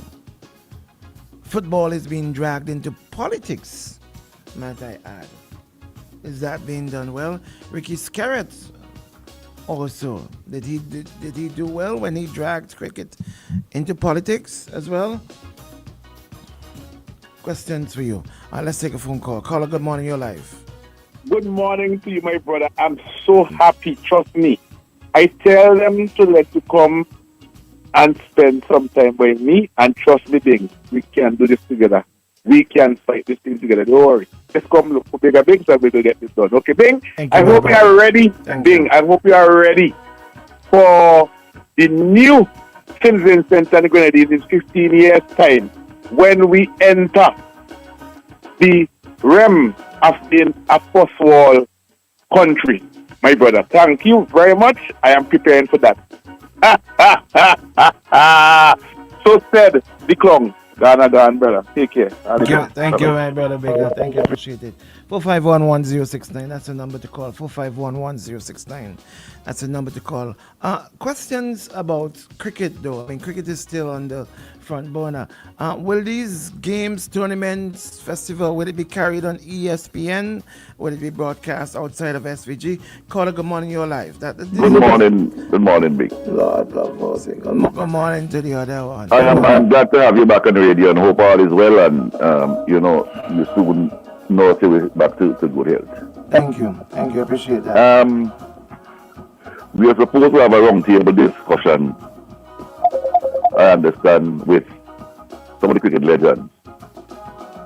Sir Clive Lloyd, Sir Andy Roberts, and among them. And the hosts of our cricket historian, suddenly cricket historian. And this would be hosted by none other than Andrew Mason. Now, Andrew's my friend, but Andrew has taken that swipe at Dr. Shallow. And, well, all the four who should be on this panel, including the moderator, has taken that swipe at Dr. Shallow. I wanted to play a clip I sent Shady and Andrew's comments about the performance of West Indies cricket and how long ago cricket has been declining. Okay, Shady, you've got a clip there? All right, let's go. Hang on, caller. I'll call back here because I'm going to talk a lot. Okay, all right, cool. Okay, cool. Yes. Let's go, Where Shady. do we stand now, through your eyes, having watched and commentated on and reported on so much West Indies cricket? Well, you talk about the West Indies in the last 10 years or so declining, but the decline actually started a long time, Remember, in 1980, we did extremely well, that period between 1980 and 1995. But Mark Taylor actually brought a team, Australia, down to the Caribbean, and we lost that series when Richie Richardson was the actual captain then. And if you look at West Indies cricket, we have been on the decline ever since then. And I'm very, very concerned. In fact, I was at Sabina Park. I actually described the 3 wickets that fell to Stark in the second innings, and I was numb. And the reality is that we are struggling. We continue to struggle. And And to be honest with you, the late great Tony Cozy, I remember just before he died, he said to me, Andrew, I'm not sure that we are ever going to get back to the halcyon days. We're never going to get back to the pinnacle. And the evidence of what we've seen so far in the last, I'd say, 3-4 years, it looks as if things are getting worse. To be honest with you, I'm not sure that we're going to make it. I'm very concerned. I'm very worried about West Indies cricket. When you look at all the levels, even at the under-19 level, yes, we see 1 or 2 players coming through. But when you get to the test level, our cricketers are not making it at all. We're not batting well, sir. We're not fielding well. We're not catching well. Our bowling to date looks pretty okay. And if you ask me, the big problem with West Indies cricket is that we are not handling fast bowling as we used to. In the halcyon days of West Indies cricket, Richards, Lloyd, these guys were hooking and pulling and taking on fast bowlers. If you looked at the series that was recently concluded against the Australians, a lot of our batsmen got out because they played leg side of the ball. They don't like fast bowling anymore. So when you talk about Darren Sammy actually having white ball cricketers come to play red ball cricket, the reality is it's just too concentrated for them. We're not a fit team anymore. And I'm going to stop for the moment. Let me say to you that we are in big, big trouble.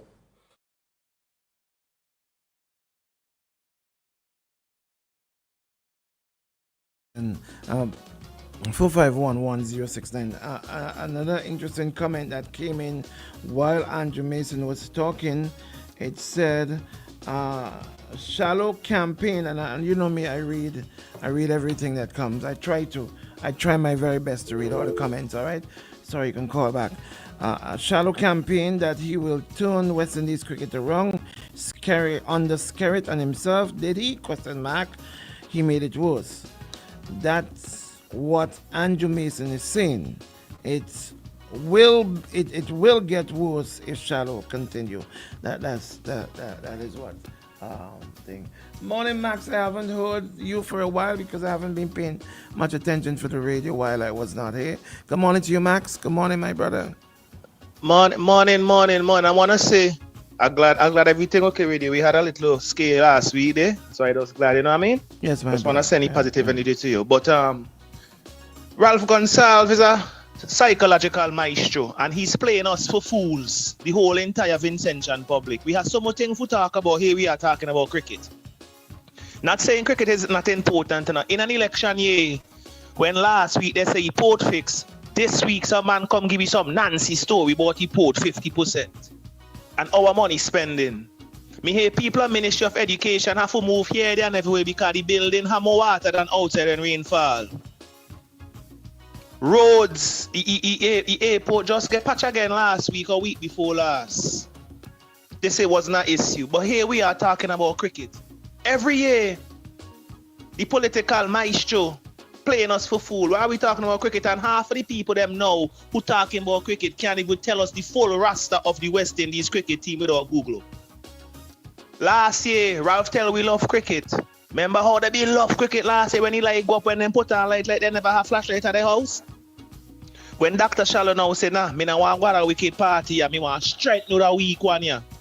All of us don't know cricket is the poison for St. Vincent and the Grenadines. We are not about cult followers being. If he lead us say, we go Guyana like Jim Jones and I you drinky Red Sinai, they go gladly drinky Red Sinai because last week they love cricket, this week all you hate cricket. No, let me talk about issues. Let me talk about crime. Big up Candyman. Candyman always come with a nice presentation. But let me talk about educational revolution where the teachers have to rush to the syllabus. I have some children that I sponsor throughout the year. And the general consensus of the parents is that the children of them are learn something today. By day after tomorrow they gone to something else. The children don't even have time to grasp the lesson.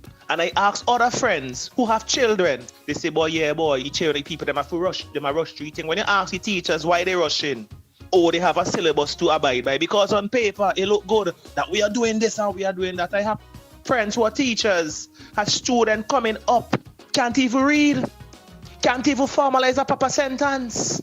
But we talk about educational revolution and I know other people hearing my voice, knowing them things are true, but because they wanna save face, or because they don't want to make the country look bad, they're gonna sit down and kyle their tail and don't do nothing. Bang, we have a lot of things to talk about, and cricket is not one of them. St. Vincent right now is on the brink of an economical cost by costly. How long them tell how we cost and Sabato sees every minute farmers to benefit. Every week Sabato come to benefit, and the benefit never happen. They promise them both, they give them engine. Look, they're offering people $1 a pound for planting, Bing. That is an insult. You know how hard it be for replanting, for carry a whole load of planting out a mountain, Bing? Me buy a hand of planting and carry them my white and my eye. You see, and you want to come give people $1 for that. Meanwhile, rainforest, them and sell them here, there, and everywhere.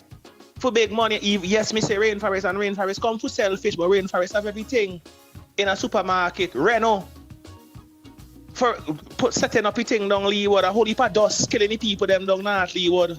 People are ball, but them not ball hard enough. Bing, cricket night thing we supposed to talk. This is an election year. This is do or die, yeah, but we talking about cricket. Good job, Ralph Gonsalves. Good job, ULP, because we are intellectually wasted mentally that we are let somebody dictate what we should talk about. Bing, if me had diabetes, can you come talk to me about AIDS? Bing, if me stump my toe, you go bring me a cast to my elbow?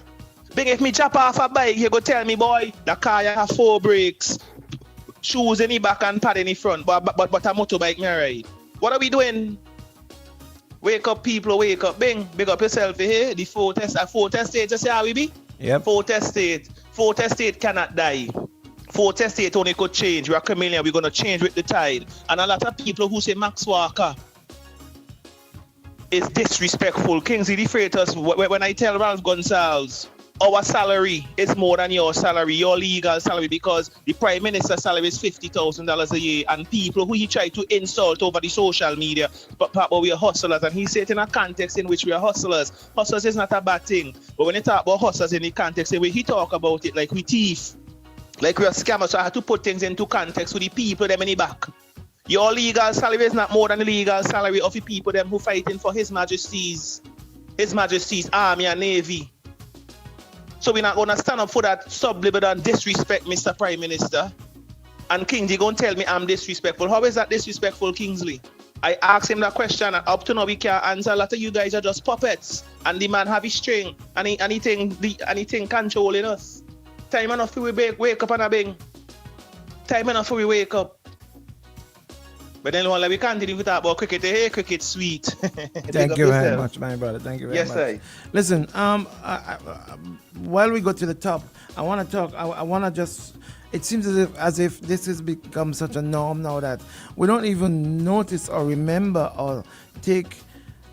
As if it's the norm now. Man shot, injured, 2 others missing at sea. Off over. The injured man is Hollis Young, aka Parky, who was in February fined $16,000 EC on cocaine charges. Remember recently we had a cocaine incident in that area, in which the cocaine was found in of all places, a clinic, a health center, cocaine found in a health center. Of all places? Oh my gosh, yeah? That's one of the issues we also got to talk to. Let's take this quick one, then we go to the top. Okay, all right. Sorry for not taking it. Let's go to the top when we come back. I've never heard that song about with Madza because, of course, you know, I've been tuned out. So I'm going to try and get it right after the top. Caller, quickly, good morning. Yes, quickly. I just want to respond to something that Cian Marshall said this morning. Right? When he spoke about if you're married, if you want to change your spouse after a certain amount of years.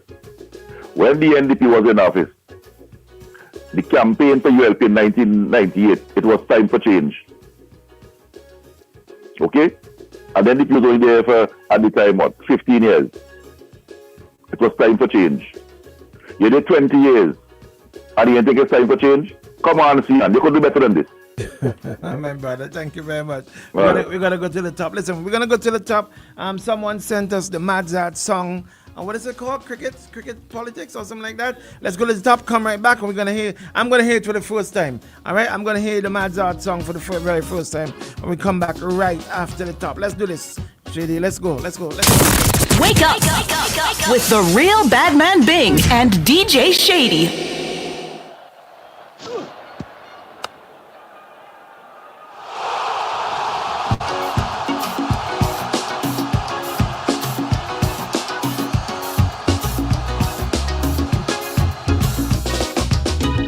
Ring your bell, blow your shell.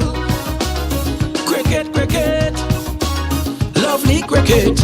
I'm telling you, ring your bell, blow your shell. Cricket, cricket, political cricket. Ring your bell, blow your shell. Cricket, cricket, political cricket. Ring your bell, blow your shell. Cricket, cricket, political cricket. Ring your bell, blow your shell. Cricket, cricket, political cricket. Ring your bell, blow your shell. Cricket, cricket, political cricket. I have a cricket metaphor to update the political score. Father and son at the wicket, and the man looking for a 6. 5 ball in the over gone, 1 ball to go. If Papa gets 6, next strike is the son, you know. But how he love bat, he don't want give no strike to them. So even if he hit 6, he go try run 1 to make it 7. Nobody else get to bat at all. One man alone face every ball. Cricket, cricket, lovely cricket. They could have done take the damn wicket, but they drop him at second slip. Cricket, cricket, political cricket. So both you done gear up. They say he is the next batsman, but Pamelo down at the bowler's end, ready to let go he hand. Dr. Friday said feel, man pan bong we all bout. If they catch world bosses, captain out all out. You hear what I tell you? Ring your bell, blow your shell. Cricket, cricket, lovely cricket. Alrighty then, good morning caller, you're live, welcome inside. Good morning, Sobin. Good morning. I haven't heard you for a while. I haven't heard you for a long time. Boy, this is a dreadful man, boy. You mean Shady? What a dreadful man, boy. Shady morning, boy. But I should have tell a man in first. Shady, sorry. The man knocking you down with a feather. Shady, sorry, boy. Shady, I'm sorry. Eh? Imagine I did hold this man hand all thing and I'm praying for this man. And the man take care of the last to hear me. What a man. I appreciate it. I appreciate all the praise and all the calls that I receive. Lots of calls. Thank you very much. Yeah, boy. Especially to you two, Kenson. Thank you very much. Man, you reached out to me quite early. I wasn't, but thank you very much. Let me don't let man, you know how we go. I'm on turn up in my house. A high-ranking man in the country. Like right to the top, turn up in my house. He's a good guy. I mean, like, you can't beat this guy when it comes to politics, huh? You can't beat him. You can't beat him at all. He's a real politics. The man just turned up, you know? He just turned up. I love you, Bing. I love you. Man turned up. Yeah, man turned up. I love you. To tell nothing about you. I love you, Bing. I love you. You're like my son. I love you. What can you do? What can us do? Come on, boy. I tell you. Listen. I listened to Sian this morning with such a big smile on my face. And what is interesting is that in everything that Sian speaks about, everything that Sandyman speaks of, everything the propaganda machine speaks about. You never hear them compare the economy then, 25 years ago, and the economy now. So since they want to do comparisons, and Sian was talking about 100% mortgage and houses and so forth, but Sian forgot to mention, number one, back 25 years ago, 30 years ago, 35 years ago, farmers in this country, farmers, the people look down upon now, had some of the biggest houses in St. Vincent, and they built those houses out of their own hands. I want you to listen to me carefully. Our economy was in such a great place that when the transition of power came, again, our economy was in the green.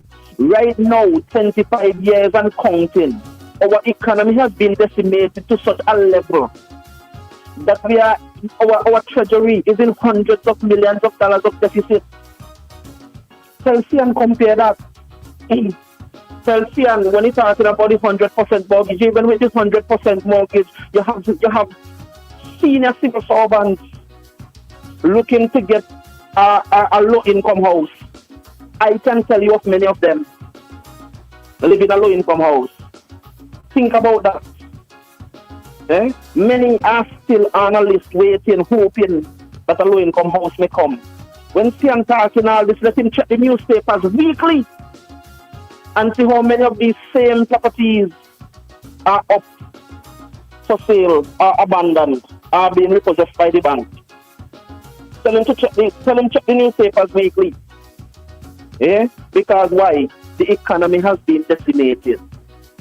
Back then we owned our agriculture, we owned our industries and so forth. Our sectors, our productive sectors were ours. They are no longer ours. They have been siphoned off to foreigners. Celsian speak about that. Celsian, the fact remains that agriculture was king in St. Vincent. St. Vincent was king in the Eastern Caribbean for feeding nations. You now have to be begging. Imagine a country where our very agricultural minister said that if I bought food and he has seed in the Yago, now over 80% of what we eat in St. Vincent is imported. And see, another may say something wrong with that. Imagine our agriculture minister telling us soon we will have to be importing farmed fish while we have an entity out there coming and raping our waters while paying nothing to our treasury. And coming again, being allowed to come and sell retail now, to come in competition with the fish market that we have here. That is progress in there, okay? We have an entity come here in North Leeward. They are spending $1,000. I can't remember it's a month or a year for land that were leased. They are mining stones to the tune of billions of dollars that our country will not be getting any of. That right there is the saying of them call going forward. We have this issue of millions of dollars going missing. Some of them don't care about them things. So when Sian come and talking about what the government took from the teachers union, let's see and remember that it was the same Ralph Gonsalves who said, I will give her the 30% raise. And the people believed because the economy was in such a good place that they knew it was possible. It was the same Ralph Gonsalves who came back and said, even don't change my name before you get in office. Ask the teachers that they reflect the 30% gap. 1% is they gave to them. Come back and tell you that pretty soon we won't be able to pay salaries. And St. Vincent is in extreme poverty. Who did we hear that from?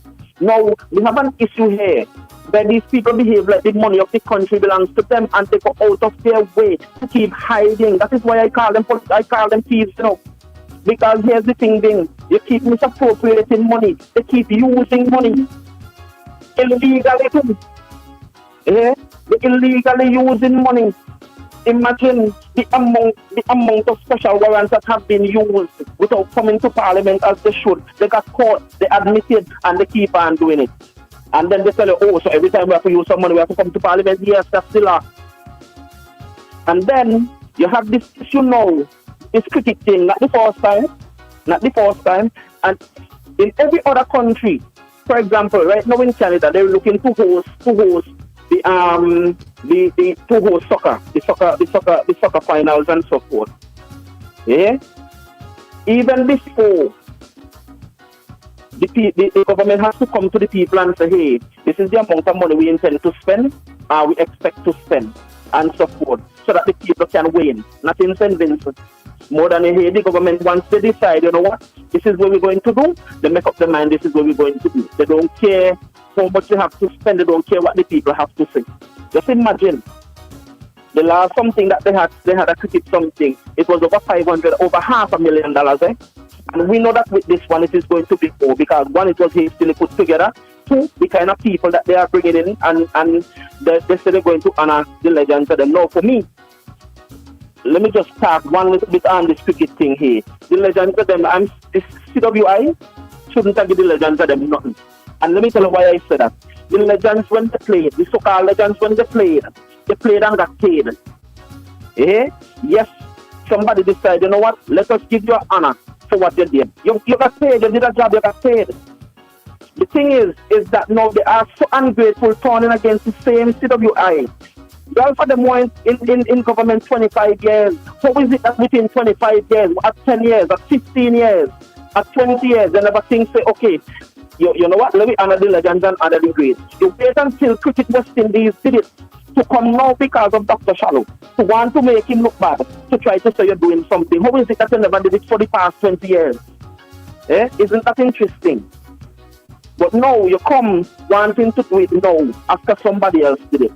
I didn't do it before. Since you love them so much, and you think, how about the persons in St. Vincent that gave to St. Vincent? Some of the national players that played football for St. Vincent in the early days, put St. Vincent on the map when it comes to cricket and football. How is it that they are not being honored as their own for emancipation, being shown up even for independence and support? Why are you not showing them? And people can't see this for what it is. All political gimmickry. Let me say this before I go in. Again, Vincent want to sit down and have seen them telling them that this is progress, where the economy, and I'm going to stick on the economy, let's see and come and defend the fact that our economy, no, hey. They said they got a bad hand when they came in with $55 million in the green, in the treasury. They said they get a bad hand, right? So I want to know what kind of hand this be now that we have hundreds of millions of dollars in deficit. Chelsea and come and defend that. Have a good morning, brother. Thank you very much, my brother. Thank you very much. 4511069. There's so many issues so many issues that I want to deal with on both sides, okay? I want to deal with some issues with relations with regards to the government, the ULP, and also with the opposition. Both sides. Call good morning. You're live. Yes, sorry, I have to call back. That's but right, that's fine. I must endorse Max. Max is the same thing I am saying. At a time when we have the biggest election ever to deal with, we're talking about cricket.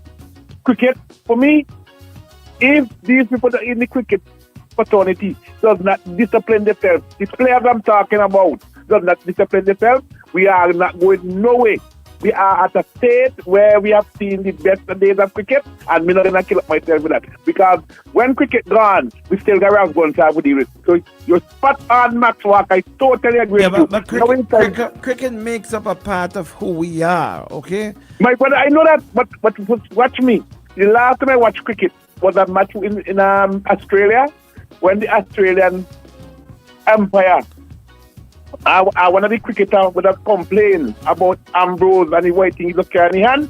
And from the time he told get your umpire to get Ambrose to take off that white band was far like joke, we tell you. Those they did. And that came because of discipline. If the people, if the cricketers and that discipline, we're not going to get back there. I know cricket is a part of us, but for me right now, winning this election here, beating that general form is what is. But do you understand that with the general elections coming, that cricket is also a main issue that is going to be on the platform in the upcoming campaign for the elections? Do you agree or do you disagree? Rav did it deliberately because Rav may want to get after one man. All right. Okay. Thank you very much. Thank you very much. You have a wonderful day. Love every time, Bill. Love you. Bye-bye. Call on the WhatsApp. Good morning to you. You're live. Good morning, Bill. Good morning. I listen to your program all the time, and this is the second time I call in. I called in about 2 weeks ago. I appreciate you calling my friend. I always listening. Bing, this government is a distraction. Now, cricket is a game of the people. It's sport, and I like sports, especially cricket. I play cricket till late, you can say. And I'm here in Florida sitting and listening every day to your program and everything. Now, how could this government mix sports with the people business, election business? Election is the business of the people. Sports, yes, cricket is sports, but you can't mix and distract the young people. Vincent Chan got to think wisely. We are not stupid. And you're going to try to distract the young people with sports, cricket, and the election business, the future of our younger generation, from children to grandchildren and great-grandchildren and children to come. It can't happen. So when they come in, once the young people think about what they are doing, they got nothing more to think they're bringing up cricket. Where you been all the time? And they talk about Dr. Shallow, Mr. Whitewash, but I know Dr. Shallow got one man to whitewash. And he got whitewashing bad. Let's don't go there. Yes, he got whitewashing bad. So when they talk, but think Vincent Chan better think of what they are doing. Sports we like. Vincent Chan likes sports. Don't care. I used to watch from netball, soccer, everything, but cricket is my favorite. All right, yes, my brother. But I ain't stop. I ain't stop like say that people must play your game, but you can't distract me when you come with election. Election is the people business. So you want to distract me because of cricket? No. Yes, well, Bing. Remember, there's always a motive behind everything, okay? There's always a motive. Yes, I know. Yes. I know. But people have to keep their heart on. Look at my name and tell my queen I say morning, both you, my queen, you, me and my wife. You see you're gonna see my name there. All right, my brother. You know who is my queen? The queen. Me and my wife. The queen. All right, got you. Just look at me name. And you know. All right. I think I figured it out. Thank you very much. Oh boy. Yes, caller. Good morning. You're live. Bing, bada bing, bada boom. Contumelious disregard. Good morning to you, my brother. I just wish you all the best in your recovery. Sorry, I can't shout it the way I normally shout to you. I want you to have a speedy and fulsome recovery, Bing. Pay attention to your health, Bing, because today, tomorrow, anything happen to you, 9 days later, they'll forget you ever existed. Your name might not even be mentioned. I'm telling you, I know it. I've seen it often, So take care of your health, take care of yourself. Look out for you first. There's one project you have to work on today, Bing, and that is you. I appreciate that. Yeah. Bing, we're talking about honoring the legends, right? Great, that is well done, fine, nice. But we have a group of footballers here who represented Simmons in 1979 and put Simmons on the map in Suriname. Many of them are living below the poverty line and are looking for some assistance. When are we going to honor them? That's just a question I'm throwing out there. Somebody said, all pirates, yes, the rabbi, and they asked, who are the pirates? Was it that? Well, let me tell you who the pirates are. The pirates are those who put the hook in Wiggle.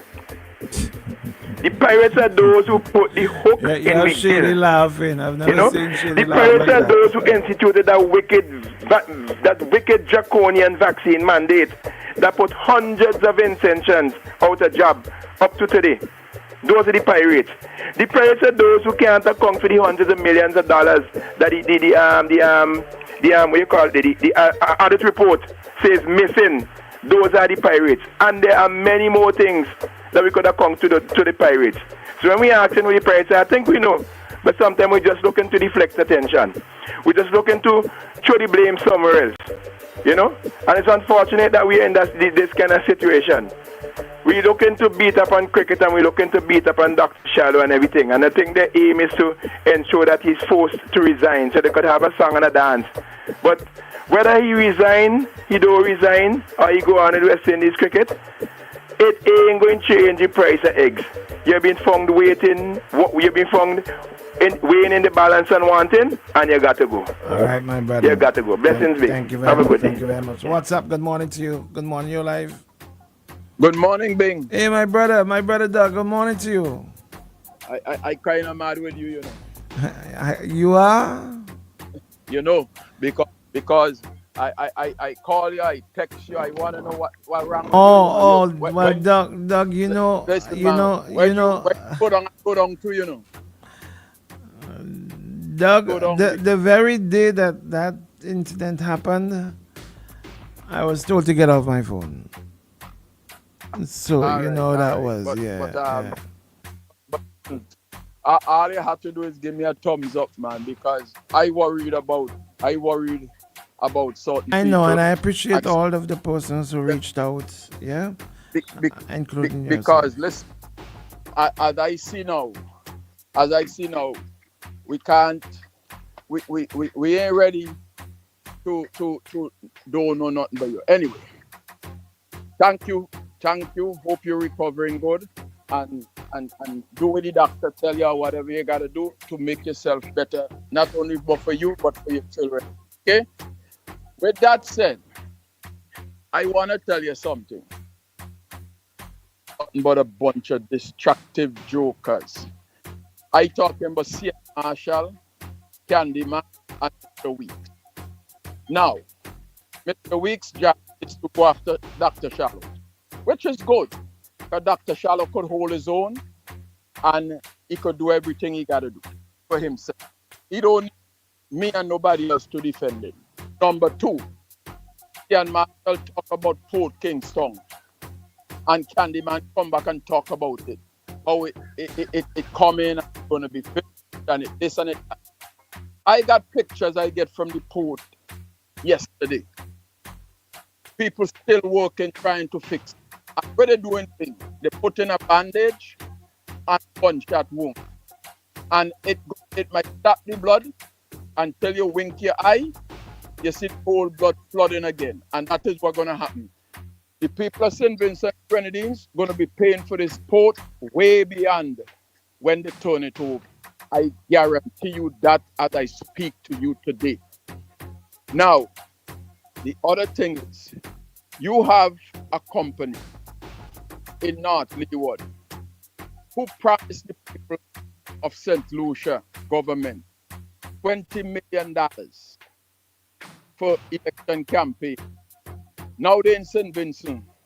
How much they're going to give this government for election campaign? And is that the money that the Prime Minister of St. Vincent going to give to the players? Because $10,000 is shameful. I want to know if a Vincent and diplomatic passport, how much it worth, because it look like that might be the word as they go into Parliament as we speak now. They head into Parliament. The highest office in the land, citizenship.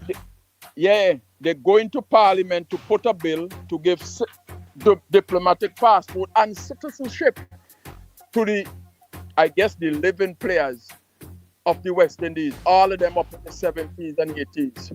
Who the hell want a diplomatic passport from another country when you is a cricket legend, when you could travel the world over? What is diplomatic passport going to do for you? Diplomatic passport is the people who want to do certain business and certain things and St. Vincent passport. That's why you have CBI. It means something to some people. What does it mean for the legend? This guy is a master of distraction. Master of distraction. But election coming and we sending you home. We retiring you. If you don't want to put in your retirement papers, the people of St. Vincent will retire you. Have a good day. Thank you very much. So the question is, what, because the Cricket West Indies, and I am trying to be as balanced as possible here, okay? Cricket West Indies would have honored the legends with a ceremony, which I looked at, an amazing ceremony, and they give them a plaque and also $10,000 US.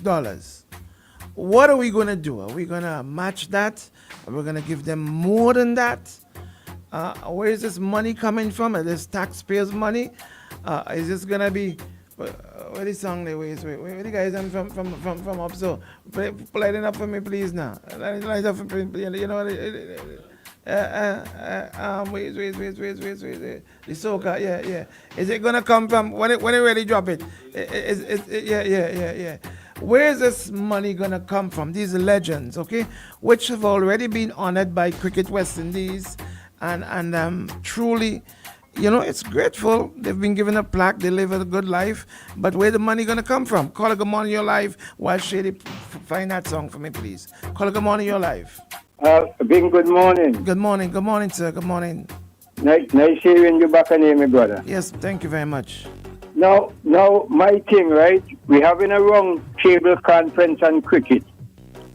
But why we not calling a round table conference on crime? Look, yesterday there was a shooting off Ovia. One man shot up and 2 persons missing. Why we not calling a round table conference on crime? Right? So cricket is the only problem that we have in Sylvian. So we having a round table conference on cricket. We are dealing with crime. Now we're not calling a round table conference to deal with the health issue when senior citizens go to the clinic to get their blood pressure tablets and so forth. They can't get any. We're not calling a round table conference on that, but we want to talk about cricket. Right? And then the hypocrisy about the whole thing, you know. So Clive Lloyd, so Andy Roberts, Derek Murray, all of them. They come into St. Vincent to beat up Shallow. But Shallow is the only president since we won the World Cup in 1975 that sees fit to honor them and make a contribution to them. Now, our Prime Minister was the Prime Minister in charge of the CARICOM Prime Ministerial Committee on Cricket. I think he spent about 6 to 7 years heading that thing. He never thought about the legend and making anything to them. But now Shallow do that, and because Shallow is running against his party, you know, he's trying to make everything look like, oh, Shallow do this and that, and West Indies cricket. We're talking about Shallow this and that. Shallow is not going in the middle to think. Now here is it, Bing. You put 11 players on the field, and when they're supposed to take catches to out their opponent, they're not taking them. They go batting and the batting good and all the charges. Just see the batting body to them. Let me see if we could catch an out and go to the pavilion and sit down. So you're blaming the president for that. Our cricket started to slide when Shallow was a schoolboy. And it never stopped. So why they blaming Shallow now? Because okay, West Indies make 27 runs. You blame Shallow for that. We does not have putting things in place to develop our cricketers. Because look, let me use St. Vincent for example, Bing. When I was a youngster going up, primary school cricket was a big thing in St. Vincent secondary school cricket. Now we don't have these things like before. Now when I was a youngster growing up in almost every village we have a little playing area. There was a cricket pitch. We had any little cricket playing field. All these things no longer exist. So where the youngsters are going to practice to develop to be cricketers. So these are the sort of things that we need to think. The round table conference, I hope you put money into the grassroots cricket in St. Vincent to school cricket and other community cricket to get clubs, because I wonder if there's any cricket clubs in St. Vincent, because we haven't seen any red ball cricket played in St. Vincent for a very long time. But, you know, so these are the sort of things, because the reason why it doesn't have school cricket, so because it doesn't have school cricket, it doesn't have any area to find players to maintain the club, so the club doesn't have to just disappear. So all these are the things that we need to look at, but then we have more important things that concern the livelihood of Vincent, and that more than this cricket thing we're talking about. Like, let us see, I heard a mother the other day complaining the high cost of textbook and begging the government to take off the duty of a textbooks. We're not talking about them things, but we're talking about cricket. Man, something is wrong with us, and then that's the whole thing. This thing is just to distract us from the issues in the country, you know. Serious issues. So they're using the cricket to distract us, but then I hope the Vincentian people stay focused on the whole thing and just don't get fooled with this sort of thing. Thank you. You know, Thank you. So thank you. Let me go. Have a good day. You know, when I listen to the conversation from the organizing committee on cricket, I hear it is to build a sport in St. Vincent and the Grenadines, a festival. It is for emancipation. We couldn't do it last year because of the volcano last year or year before, and then there was a year because of burial and then as well, right? So we had a massive event at Victoria Park, which everyone went and then they enjoyed. I think it was free as well too. So I hear that from one side. But then I also hear, and sorry, because normally at this time I'll be in a rage and I'll be going at 100 miles per hour, but I can't. But then my issue is when I hear Prime Minister Gonsalves talked about it's an embarrassment, it's a travesty that you give the legends, our legends, a plaque and $10,000. Okay, so we bring in the living legends to St. Vincent. How much are we going to give them? Well, for sure they're going to get a plaque. But then how much are we going to give them? Clearly, we're going to give them more than $10,000 if you're complaining that we have only given them $10,000 in Trinidad. So I expect that when these living legends come to St. Vincent, they get more than $10,000. Now, is this $10,000 coming from taxpayers' money? From monies that we need in St. Vincent? And who is paying this money? Is this money coming from who, Shady?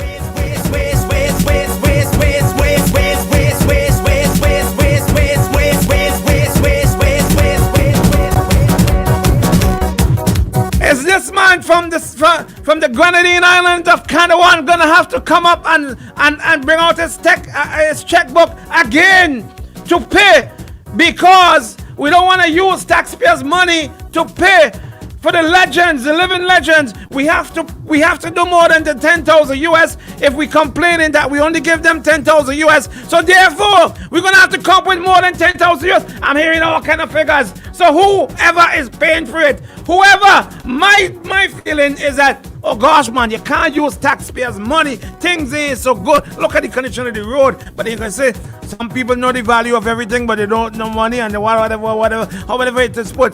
But who is going to pay for the living legends and to increase the $10,000 for those who are alive? Who are going to do it? Is it going to be?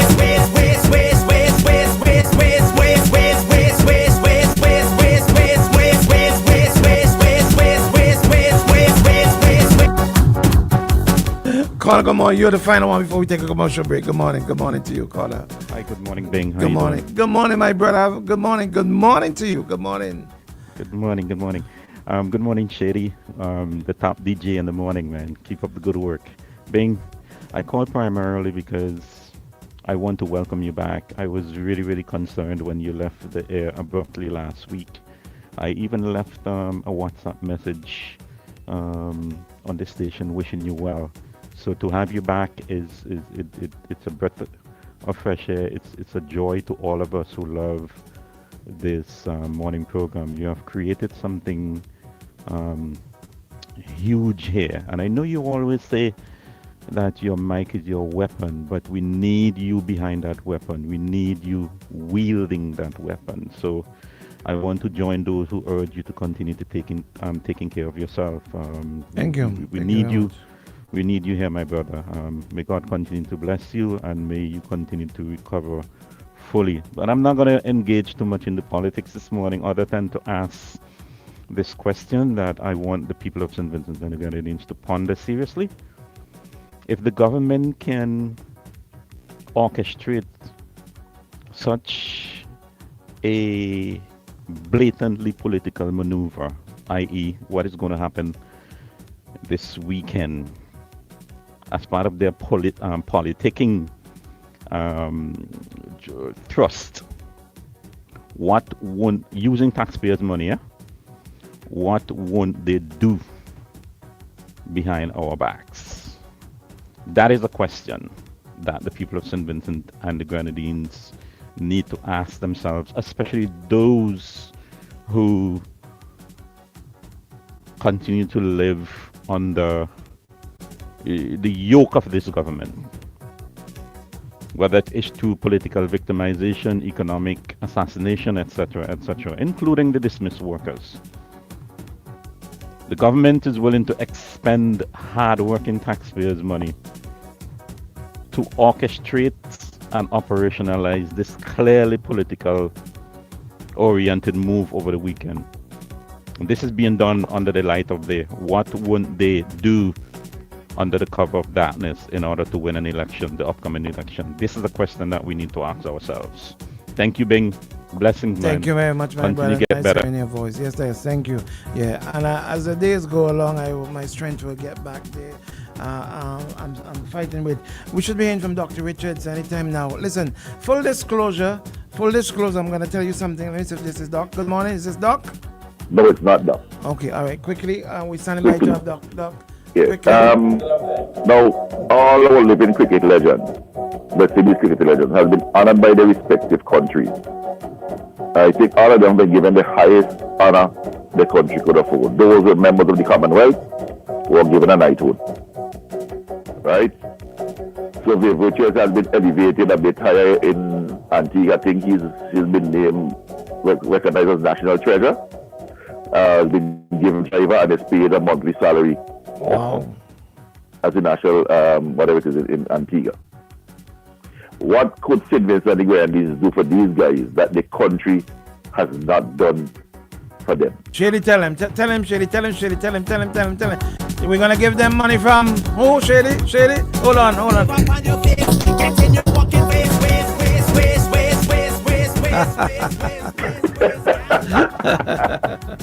I didn't say good morning to Shady. I was fortunate to have met Shady on Friday. He told me he met you on Friday. He told me that's the first thing he told me this morning. He met you this morning.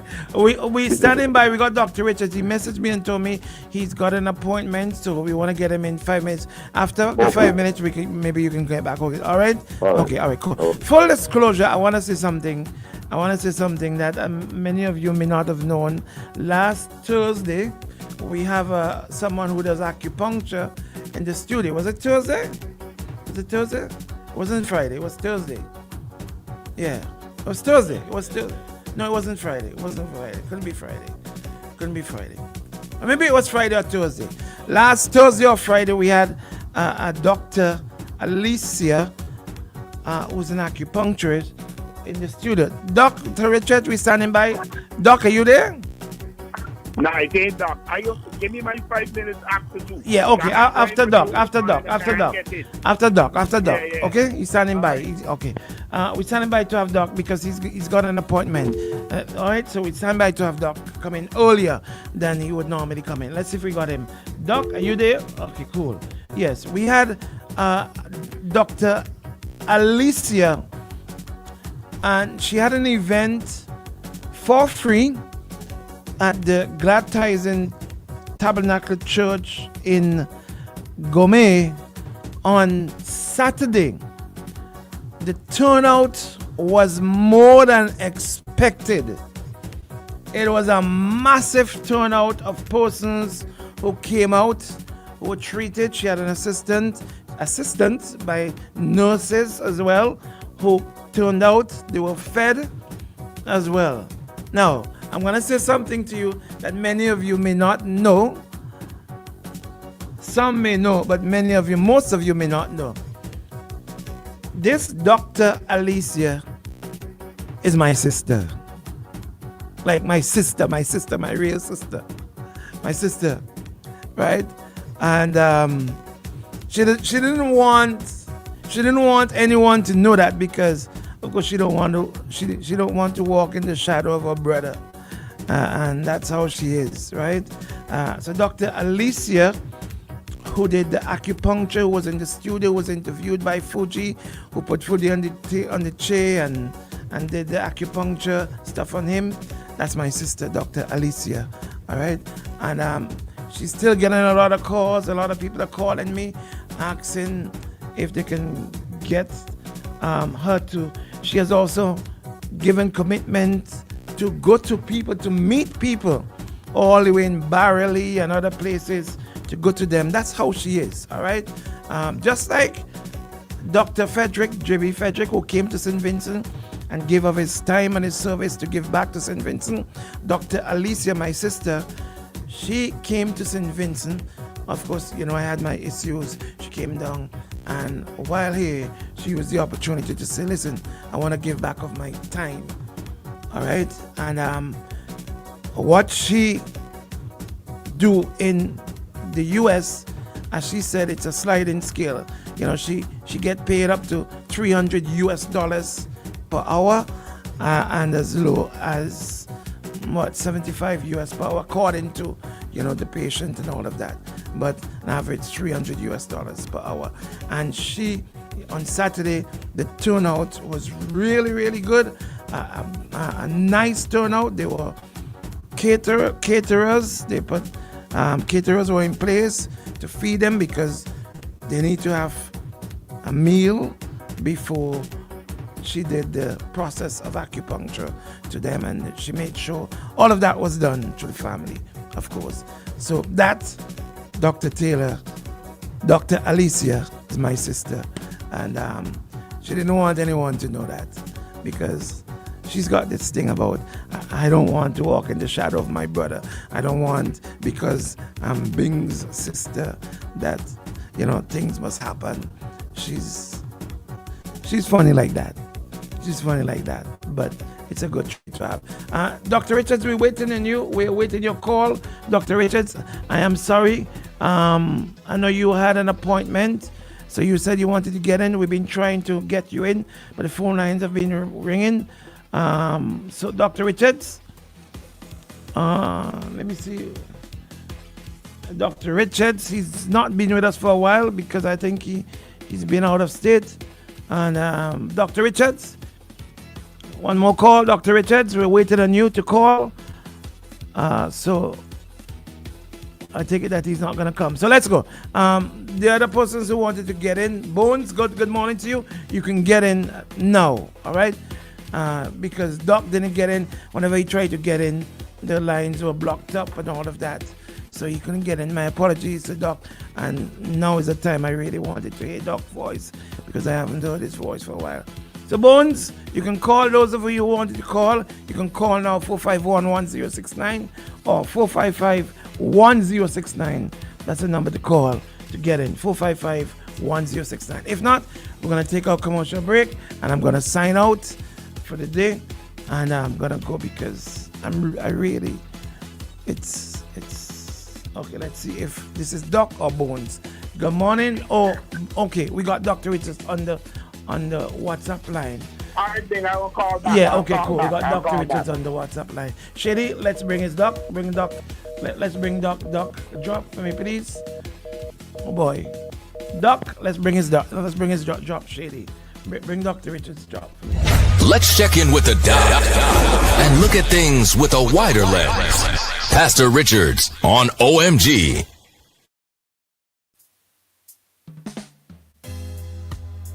All right, we're standing by to be joined by Dr. Richards. He just came up on the WhatsApp Let's see if we're gonna get him pulled back up again. Dr. Richards, you just came up on the WhatsApp. Let me see if we can get you in. How do I call him back? Should I? How do I do that, Shady? Okay, let me see. Doc, we're standing by to wait to get you.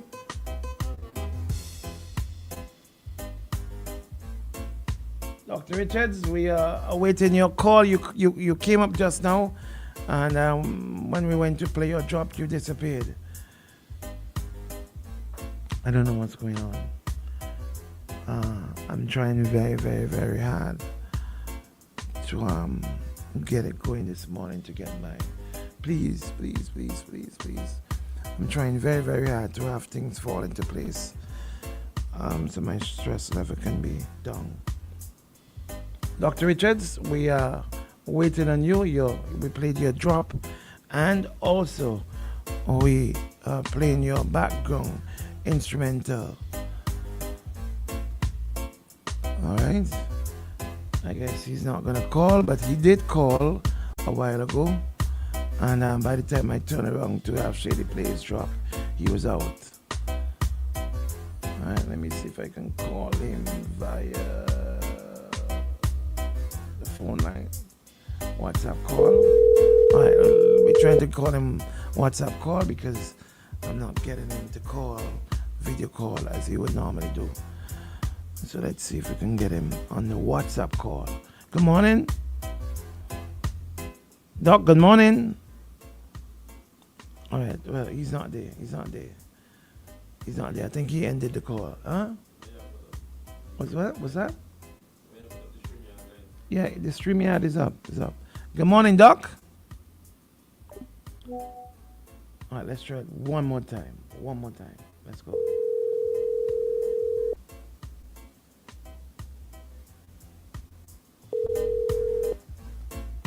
Hello. Good morning, Doc. I'm calling you because I saw you call in and you dropped back out. So you're live on the radio. You want to call in your normal time, or you don't have time because you had sent a message? Because I'm on assignment. I wanted to weigh in on the cricket discussion, but basically I'm in the middle of something right now. But here's the thing. Am I live? You're live on air, Doc, because we wanted to Cricket get you West in. Indies Cricket West Indies is disappointing me right now. Max made a good point. He made a good point that I don't know if I am qualified to speak on Cricket West Indies because he said we could not name people on the West Indies team unless we Google it, and that's absolutely true. But why? The question is why? Why is it that we are so distant and from the West Indies cricket? We want to love West Indies cricket. I was in Australia just recently here, and I got bashed. I got everywhere. Everywhere I went, guys were coming up to me, and they were laughing at me. I felt bad. They were rubbing it in, and they were telling me what the score was. I wasn't paying attention to the score, but they were proud of what's happening with their cricket, and they made no bones in letting me know, because they knew I was a West Indian. They made no bones in letting me know that they were sticking it to us, and I felt bad about that. I can't name West Indies team. I don't know who's on the West Indies team because I feel like what has been happening in West Indies cricket, and the gentleman that you had on, or the voice note that you had, or whatever it was, that the guy said it is not something that's new. So let's not point fingers here and there to single solitary causes. It's not something that is new. This has been going on for quite some time. Mr. Weeks also, by the way, forgive me for rushing because, like I said, I'm in the middle of something. Mr. Weeks also, by the way, thank you for your concern, Mr. Weeks. I'm all right. Mr. Weeks made quite an astute point about beyond the boundary. The term is not his, but he made the point that cricket is more than a game to West Indians. It has, beginning in the 1970s thereabout, it became a source of pride and a source of identity, and quite a number of other things hinged on this thing that is called Cricket West Indies. And for it to be where it is now, it is just, it is almost unbearable. So what we have to do, and again, I don't have a lot of time, but this thing is multifactorial. You all hear me? Multifactorial. I think it is premature and perhaps even immature and inconsiderate to attribute to what's happening to West Indies cricket to any single person or any single cause. The multifactorial, a number of factors are at play as to why West Indies cricket is such a failure. Maybe if it is still an issue when I come on the live, when I come on StreamYard, I will perhaps point to some of the factors that from my standpoint might be at play as to why West Indies cricket is failing. Here's what I know as I wrap up. Here's what I know. It is more than cricket. It is more than cricket. It is culture. We have to examine that. It is attitude of people. It is bigger than the game, and that's why it is important. It's not that we want to spend every day talking about cricket, but because of the import, because of what is carried in cricket, and because of its significance for our West Indian civilization, we have to dig into it and see what's happening there. A big part is how we view life, how we approach life.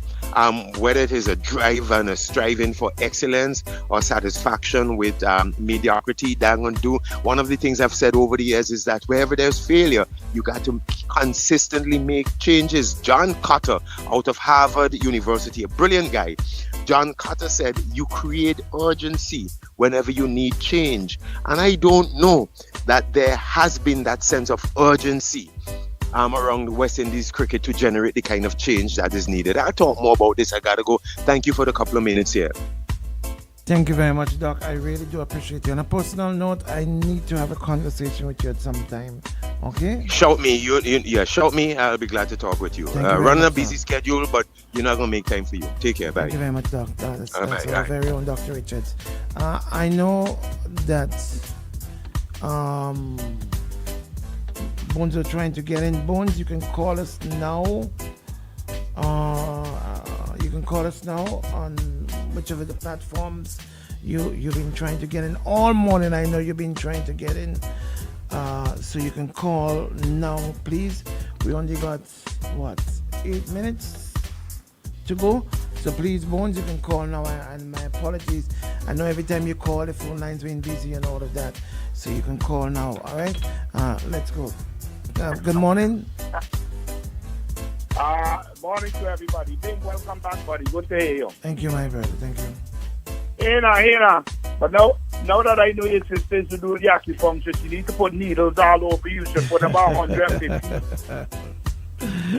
Punch you up all over. Tell I say so. I will. Listen, was that the same sister when I used to give you on your mother and you ride home? That is the same sister? That is the same little girl who's now grown up. I wonder if she would remember me either.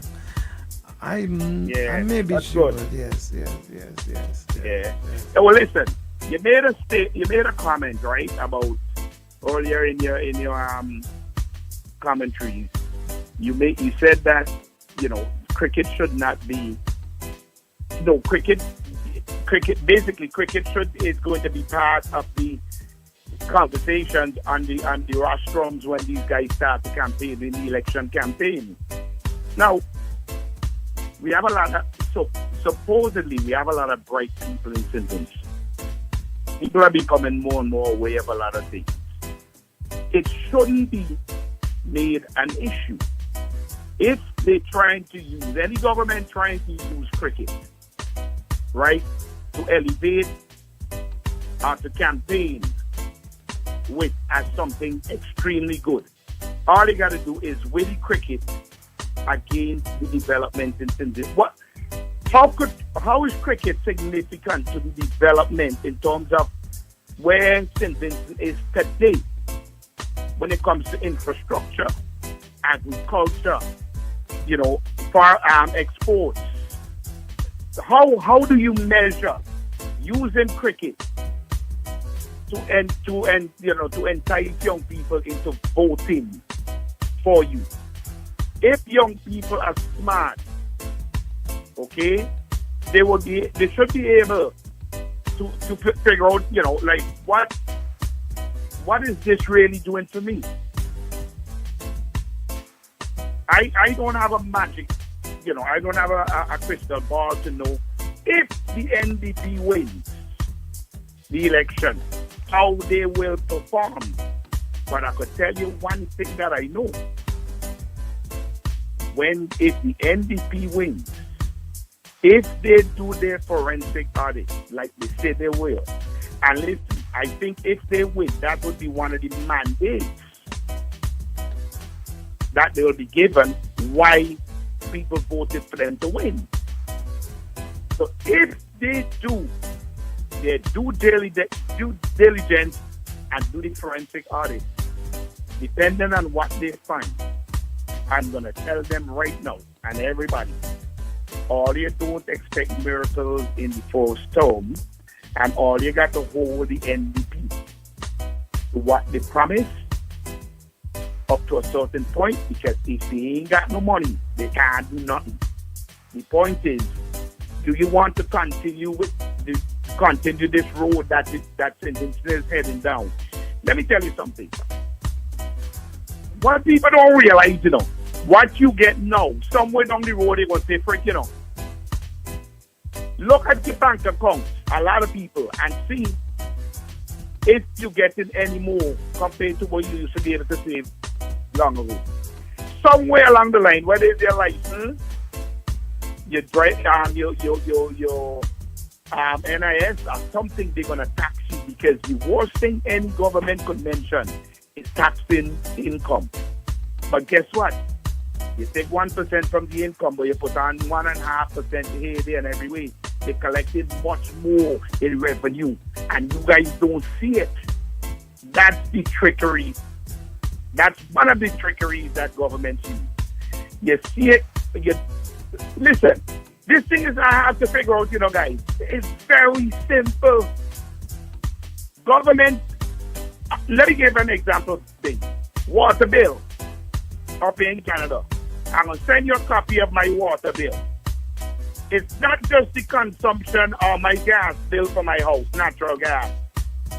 They charge you for delivery. Thing in Canada, in Toronto, Ontario, I should say Ontario, you have to pay for the amount of downspouts you have coming off of your roof. They calculate, there's a calculation for what they call water runoff. Not for what going in this way, it's what going down in the storm drains.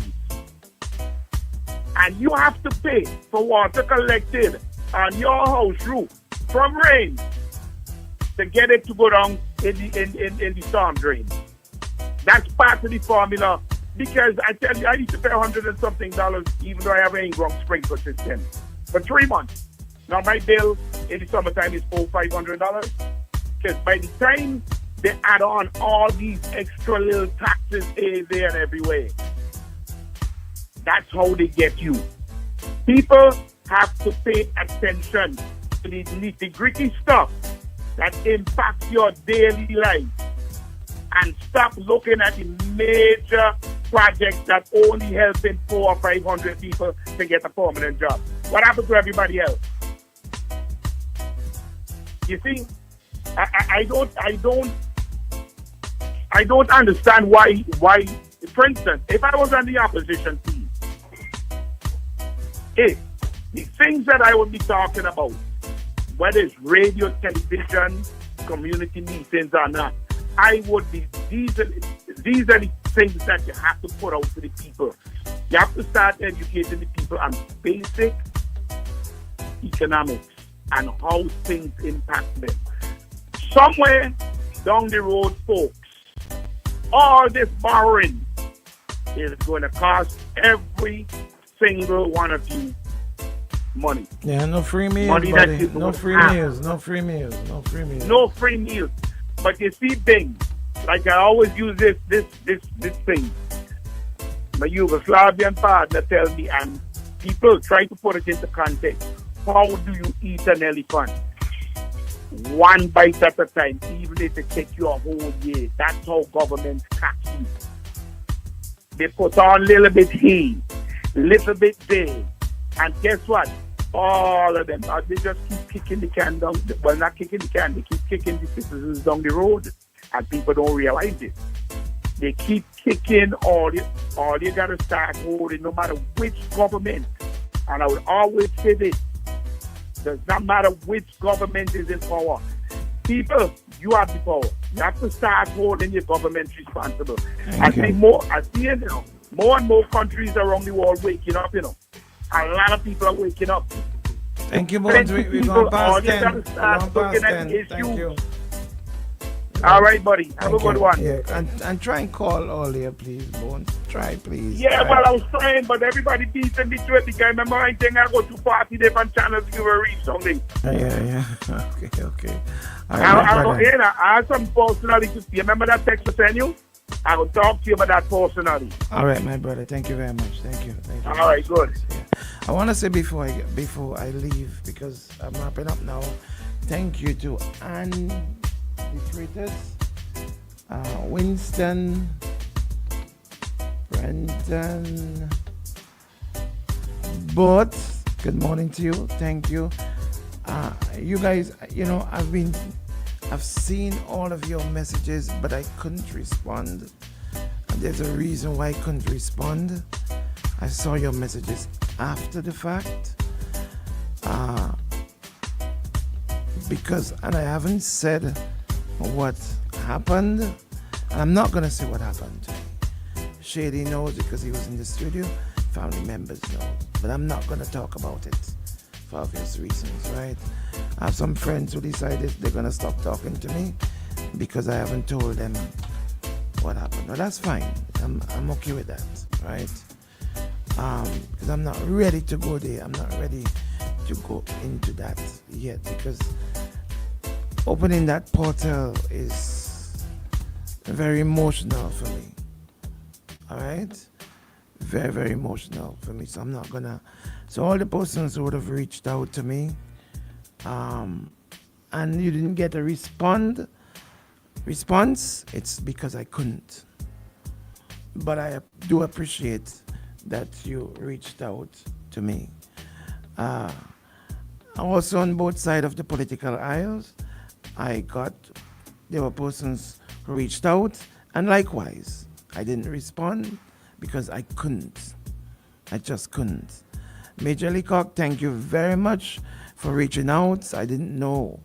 Well, I assume that because you called a number of times, but I just wasn't in a position to take your call. And I knew if I know who you are, and I think I know who you are, you're reaching out to find out what was happening with me. Thank you very much, Major.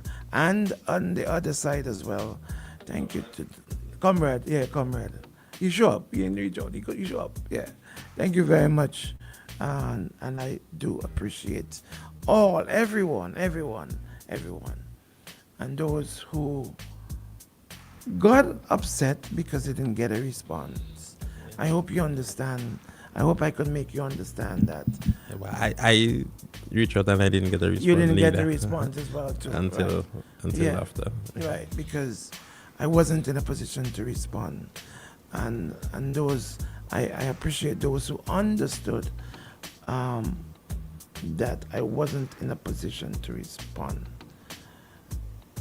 Sometimes you just gotta please understand. It's not everything that I can talk about, and it's not everything that I can respond to. The very first morning, my phone, I was told to get off my phone. And I reached out the very, very first morning. Even I was told to get off my phone, I sent a message into my chat group with my two fools, Grant Cornell and Steve Joachim. I saw him walking but on that Saturday. that wasn't clearly enough for them. And one of them got upset and left the chat, and that's fine. But my health is more important.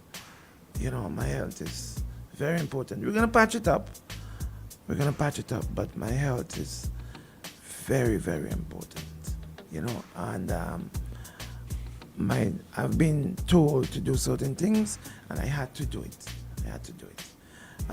My sister Alicia, she's gonna be here until Wednesday. My sister, she is just yes. So I don't even know how people have been able to get my number. I'm seeing all kind of messages coming in. They want to get in touch with Dr. Alicia. They want to get in touch with this. People have been calling the station to try and get in touch with her and all of that. And if I know her, she's gonna try her utmost best to see as many persons as she can before she leaves on Wednesday. And she's the kind of person, if you can't get to her, she's gonna come to you. All right?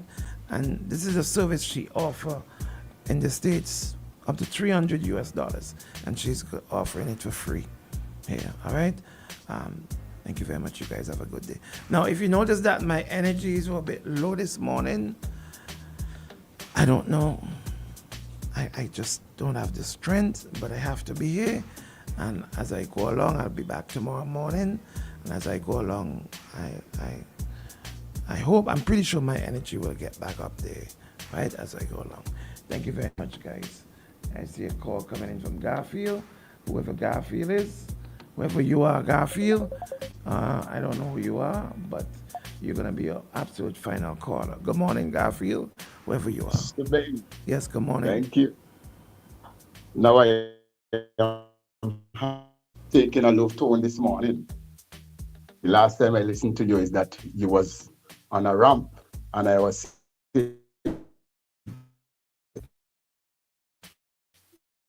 into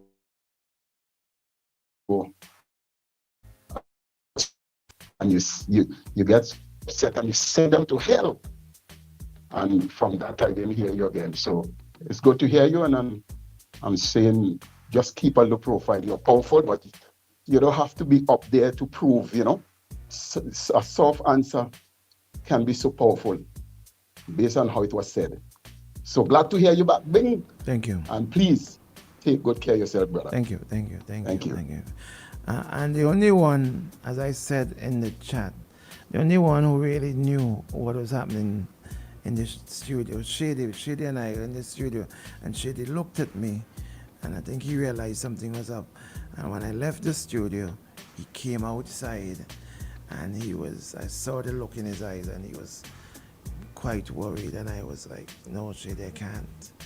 My legs just gave in, and I just had to go down, sit, fall. I don't even know what happened to me. And on my way, I heard him saying we're going to end the program from there. Thank you very much. Anyway, let's talk about good things. We're all good. Everything is right. Everything is good. In the name of God, let's keep it positive, all right? Let's keep it positive, no matter what. Remember when the airport was being built, everybody said that the opposition people cost the airport. Now listen, everybody's using the airport. No matter what, how we feel, let's take the politics out of the cricket, please. Let's try very hard to take the politics out of the cricket. I know, and I know a lot of you know that the politics in the cricket is because of Kishore, Dr. Shallow. But let's try and take it out of the cricket, please. All right? There's no space and need for that. All right? Listen, don't have yourself a good day today, but Shady, have yourself a great day today until tomorrow morning. We go on. Love you.